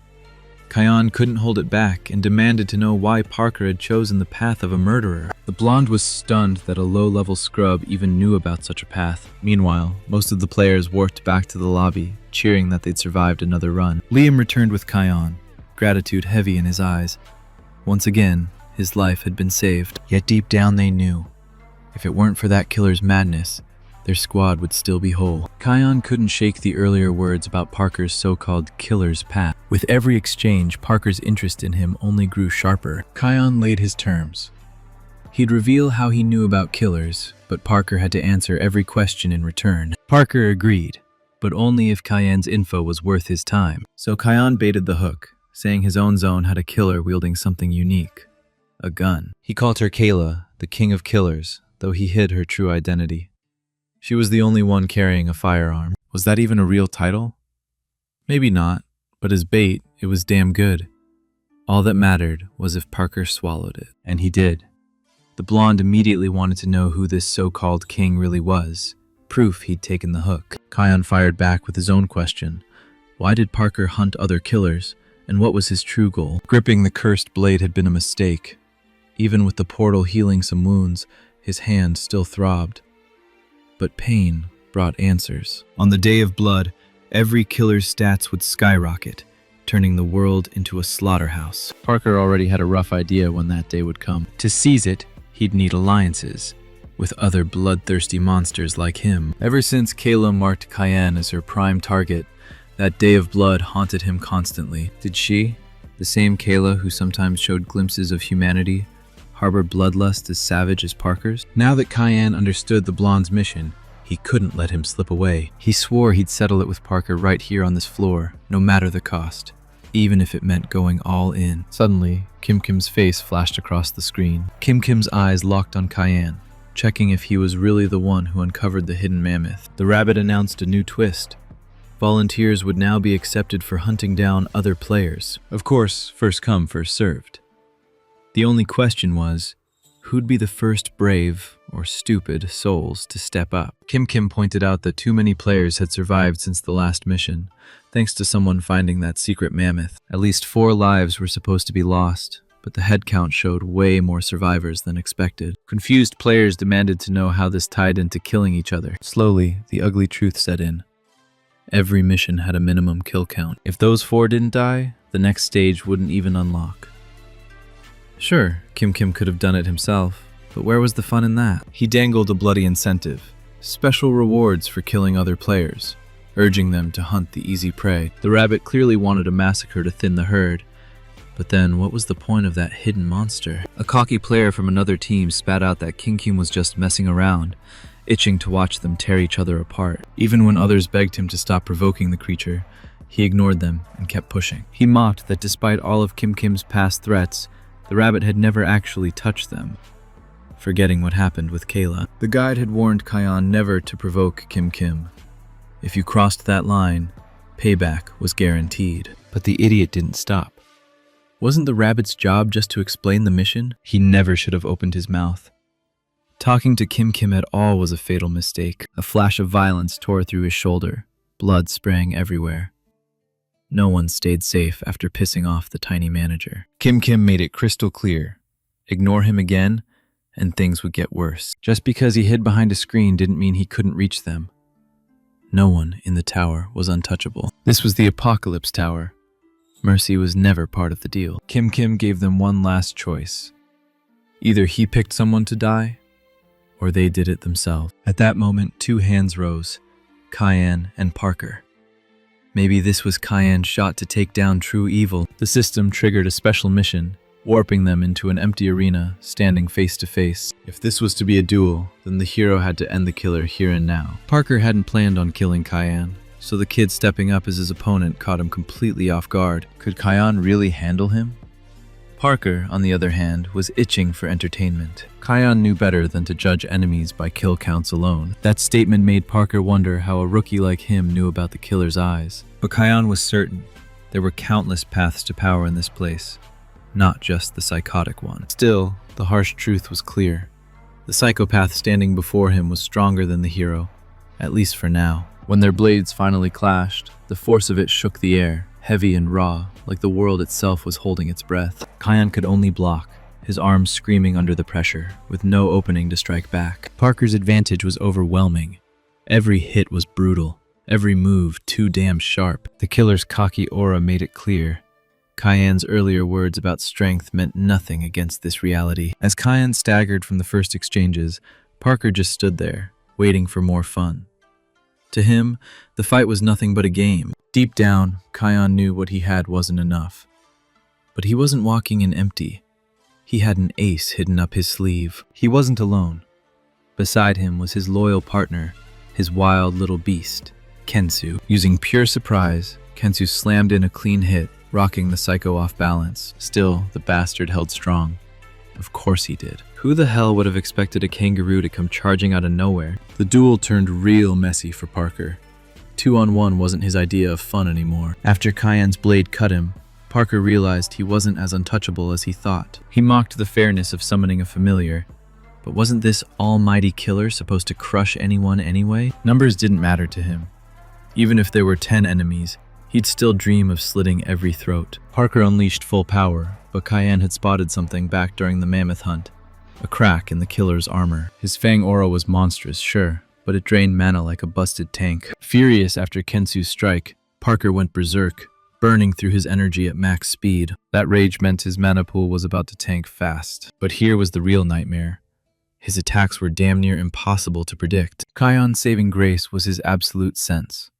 Once activated, he could barely slip past those chaotic strikes. If he and Kensu could stall long enough until Parker's mana hit 0, Kion had a trump card ready. That would be their one real shot at victory. It was a risky plan, but in his mind, they were the ones walking out alive. Still, had Kion truly thought through every outcome? Did he see the sacrifices hidden in this gamble? He himself couldn't land a killing blow, but with Kensu creating openings, the target list grew bigger. Yet the clock was ticking. Soon his blade would shatter for good. As Parker's mana dropped to its final embers, Kion and Kensu charged in, betting everything on one last strike. Together, they triggered their unique powers. Kensu unleashing his brutal smash, Kion channeling the art of a mid-tier swordsman. But at the crucial second, their timing broke. They tangled, blocking each other instead of landing the kill. Parker seized the opening like a true monster, burning the last of his mana to deliver a devastating, fatal strike. Kensu, the boy's loyal beast, threw himself in front of his master, taking the fatal blow so Kion could keep breathing. His sacrifice was pure heroism. His beloved kangaroo was gone. Was this really the world he was stuck living in? Parker didn't stop swinging. Now he struck with words, mocking if Kion had any more tricks left. Kion once claimed there were countless ways to grow stronger without killing. But even Parker had to admit, he'd been caught off guard. The blonde monster sneered that Kion had leaned entirely on his pet, and now he was nothing but a broken figure on his knees. But to Kion, Kensu wasn't just a pet. Kensu gave his life so his master could keep fighting. Parker expected him to spit out some tired line about friendship, about Kensu being more than just a kangaroo. In his twisted view, the more someone cared, the weaker they became. Easier to stab, easier to break. Maybe it sounded cliche, but laughing together, fighting side by side, living in peace, that was what made people human. Kion knew Parker's bloody road only led to emptiness and loneliness, but the psycho rejected it all. Words were useless to him, nothing but noise. At the edge of death, he found it amusing watching Kion cling desperately to what scraps of humanity he had left. Parker kept stabbing with words, spitting that Kensu had been just an animal he crushed in one strike. But Kion understood the truth. Thanks to Kensu, he was still alive, and Parker's mana was bone dry. The killer lunged, aiming to finish Kion the same way he'd killed his friend. But this time the hero countered, unlocking the second tier of the intermediate swordsman. From Kion's blade surged a new, unknown force. something called release. It wiped Parker clean out of existence, like he'd never even set foot in that hall. Kion didn't just beat his opponent, he erased him completely. No wound, no corpse, nothing left. In that moment, he gained his second level as an intermediate swordsman, along with the ability to wield release, but it drained nearly all his mana. It was a weapon to use with deadly caution. Its power was insane, and only then did Kion realize he'd truly taken down the killer.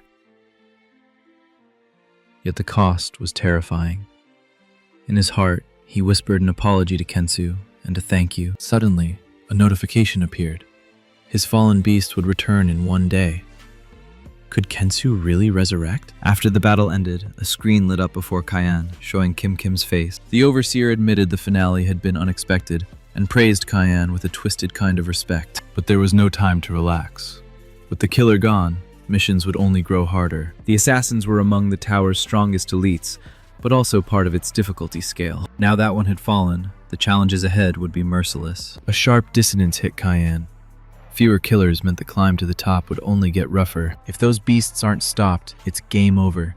Straight up apocalypse, rivers of blood, mountains of corpses. So what's our boy supposed to do in a mess like this? Either way, he wrapped up the mission, and Kim Kim kicked him forward with a new quest and a shiny reward. The dude dropped into a fresh location, right in front of some weird structure that looked like a giant hourglass. For him, the vibe was too familiar, like something ripped straight out of a comic. When he glanced to the side, he spotted someone.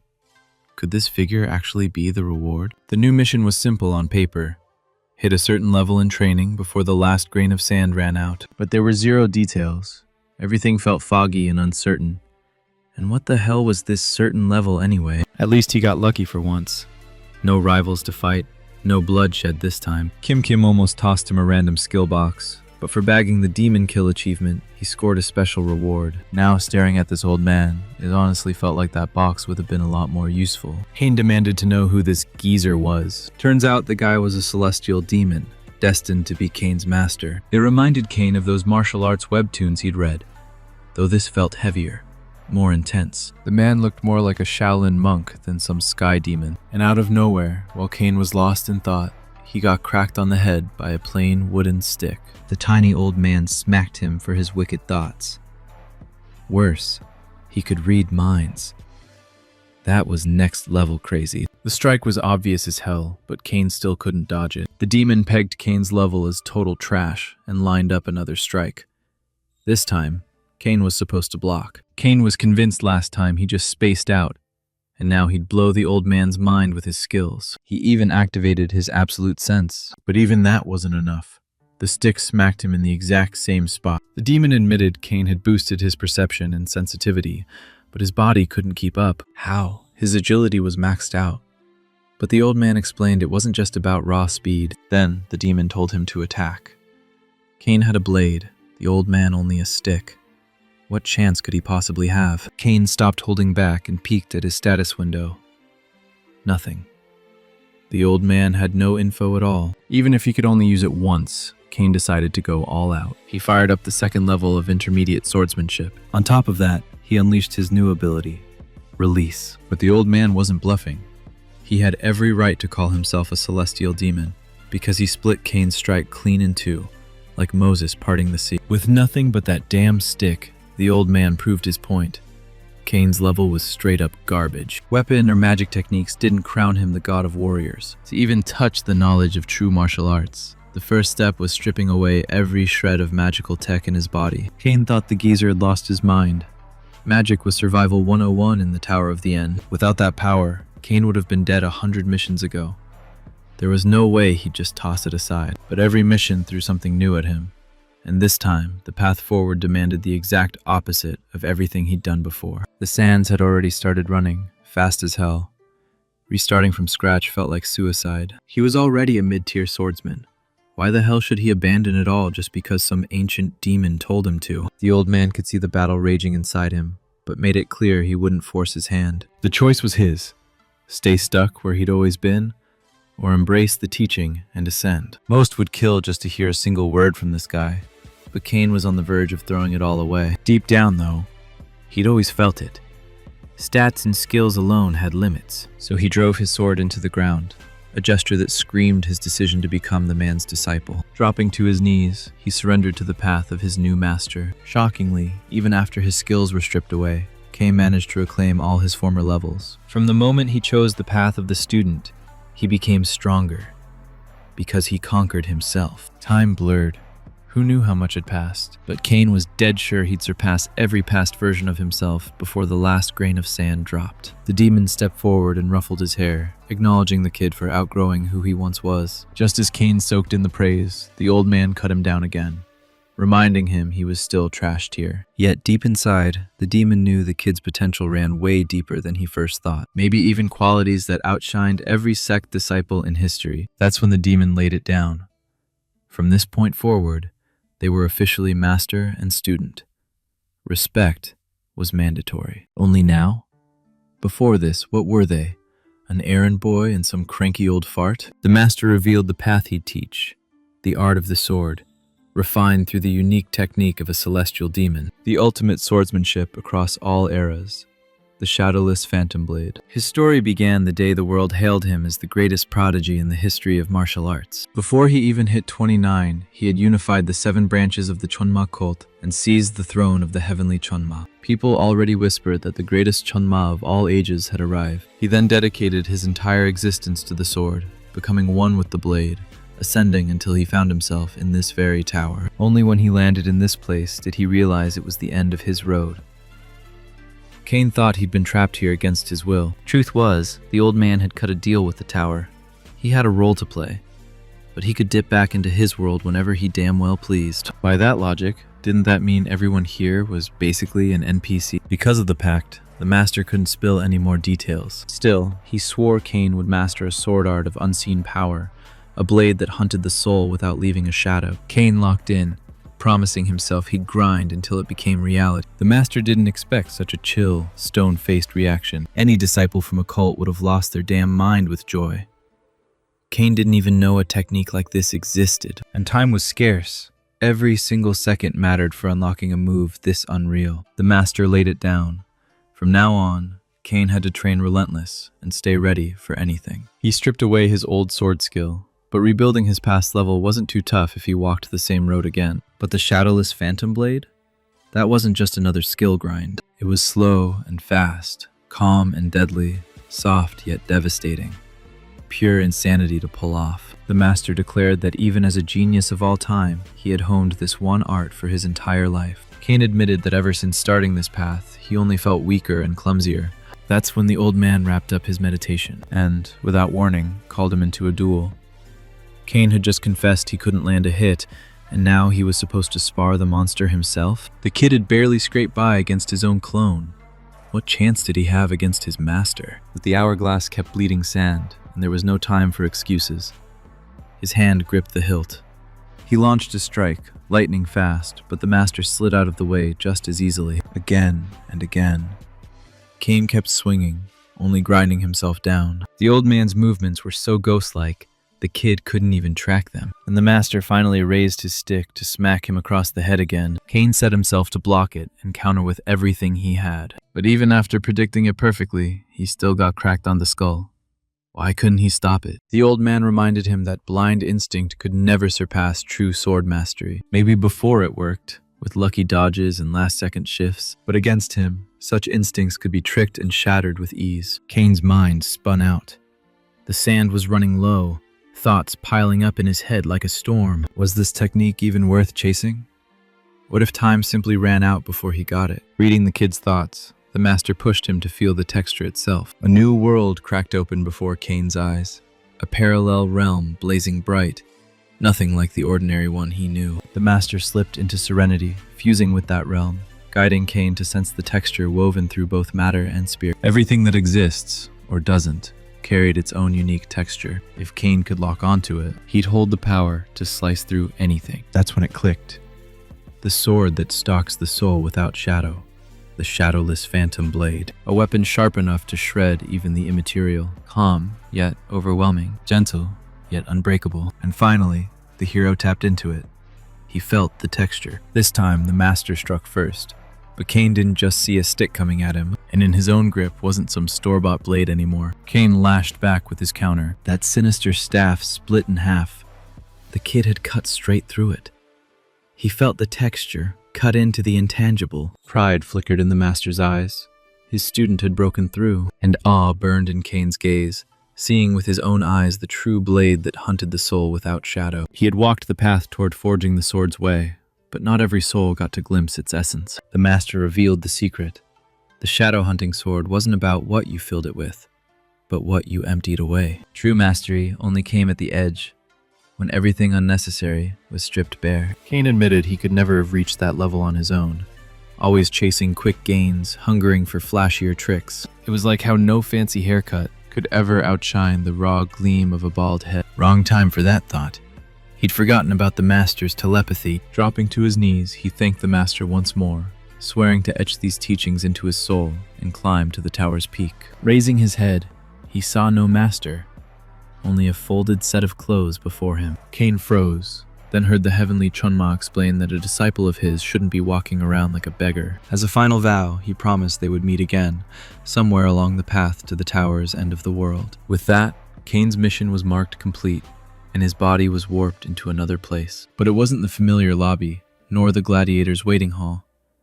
The spot before him was something entirely unknown. He felt the presence behind him, sharp and hostile, no doubt an enemy lurking in the shadows. Seated there was the mid-floor manager, Kim, the rabbit with eyes that hid no kindness. Kane realized he'd been dragged into the creature's personal chamber, the very one he'd glimpsed on a monitor. Why here of all places? Turns out, Kim had an offer lined up for him. The rabbit reminded him of their last talk. The killer Parker was dead, leaving a slot wide open, and Kane was expected to claim it. The kid's first instinct was to refuse outright. Technically, by the tower's rules, Kim couldn't force anyone's hand, but no one dared imagine what might happen if he lost his temper.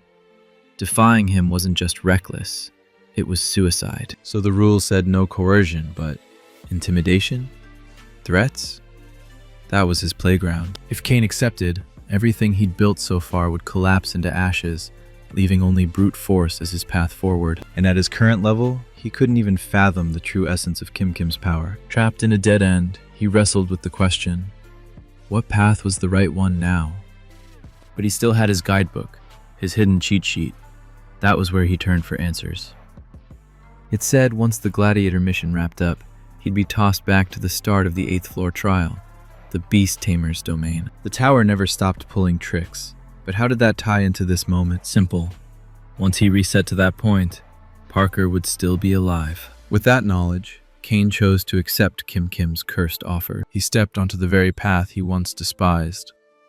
From now on, his title was Assassin. The decision lit a cruel satisfaction across the rabbit's face. As the assassin's mark settled on him, Kane's stats surged.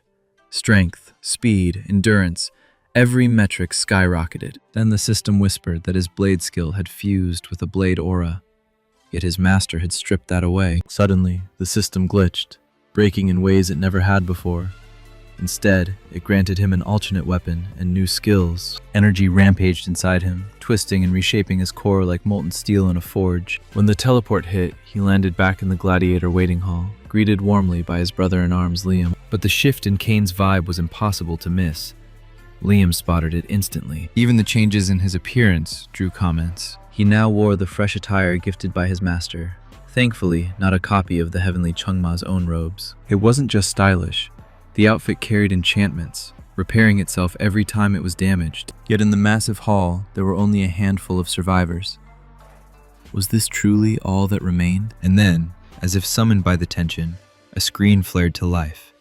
Kim's face filled it. Kim laid it out. This last mission would be harsher than anything before.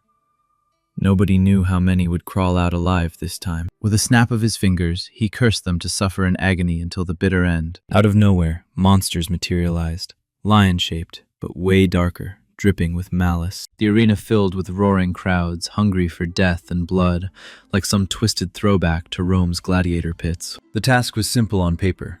Slay the Iron Lion. Victory meant a gladiator rank up. Failure meant death. This place, the stage of their final mission, was no ordinary battlefield.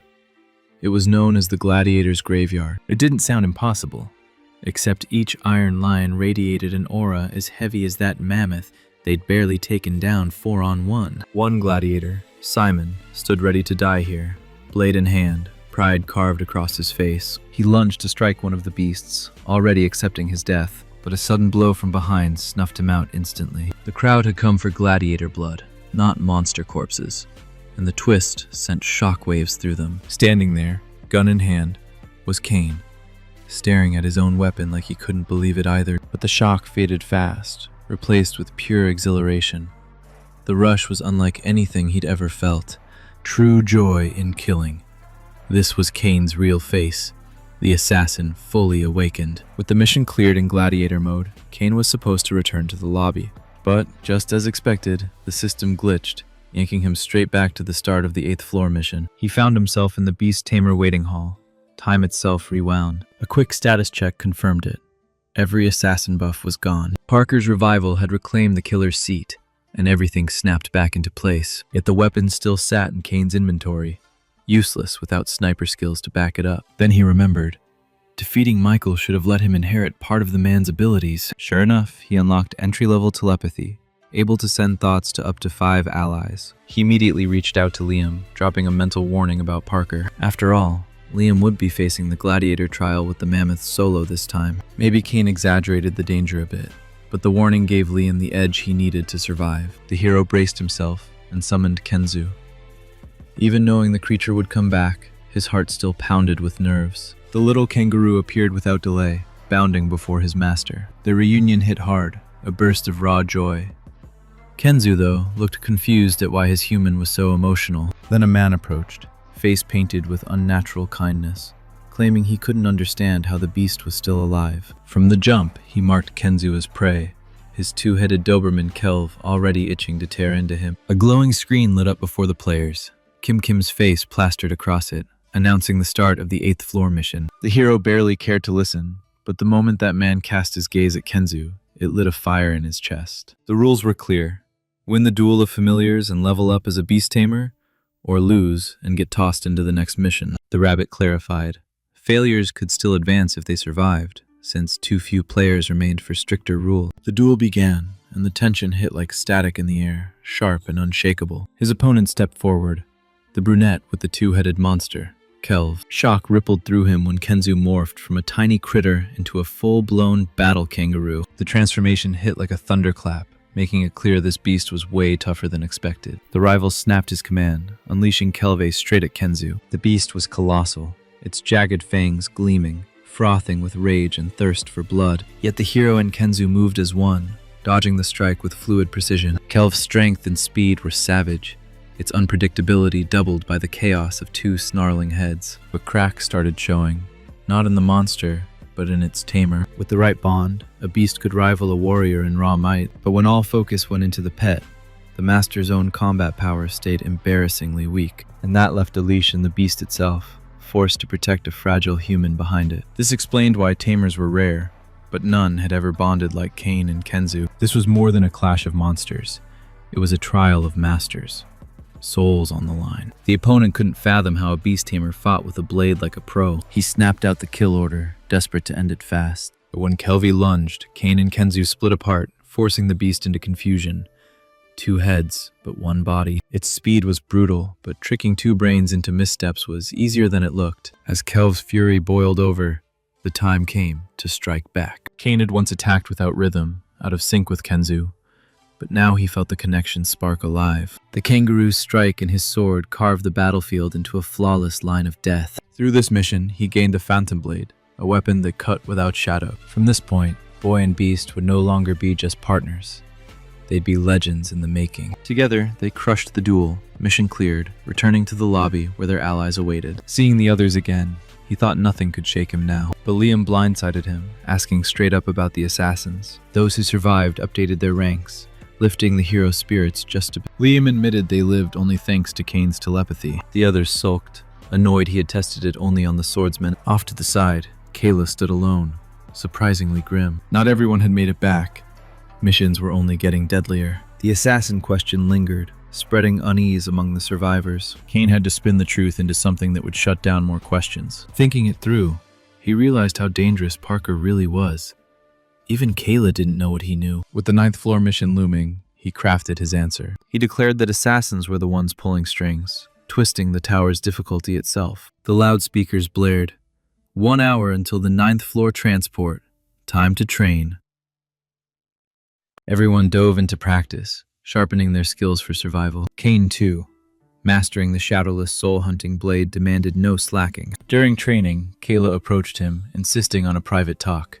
She'd taken the bait. Back when he was an assassin, Kane had dug up secrets about the Day of Blood. On the 9th floor, a vote would decide if it would happen. Majority yes, and the 10th would host it. After their domains merged, Kayla's weapon use weakened, making her a likely supporter of that vote. No, more than likely, she'd crave it. His mission was to seed doubt. He hit her with the bomb. He knew who she was. Assassin Kayla. The revelation cracked her composure. Then he dropped a second bomb, brandishing his gun. He was an assassin, too. She doubted him, but it explained his arsenal of bizarre powers. Activating her assassin's eye, she read his kill count. Only 5. Her faith wavered. Kane twisted it, warning not to trust the eye completely. She folded under his words, believing him. Leveling her weapon, she demanded to know how he had uncovered her secret when she'd left no trail. He claimed his vision pierced everything. Stats, class, mana, skills, even gold. She snapped back that it was impossible. He moved to prove her wrong. He rattled off her mana count, her potential, her limits. He kept going, merciless, until she cut him off herself. His trap was sprung. She'd now think twice before voting reckless. Assassins suffered heavy penalties for killing one of their own, after all. She asked one final question, and Kane braced himself to twist any answer in his favor. But what came out? Blindsided. She asked if he was the great assassin. The phrase froze him. What the hell did that even mean? The loudspeaker saved him, announcing the 9th floor mission start. Kane was ripped into a bleak new arena, a graveyard, silent and cursed. He stood alone. The mission was solo.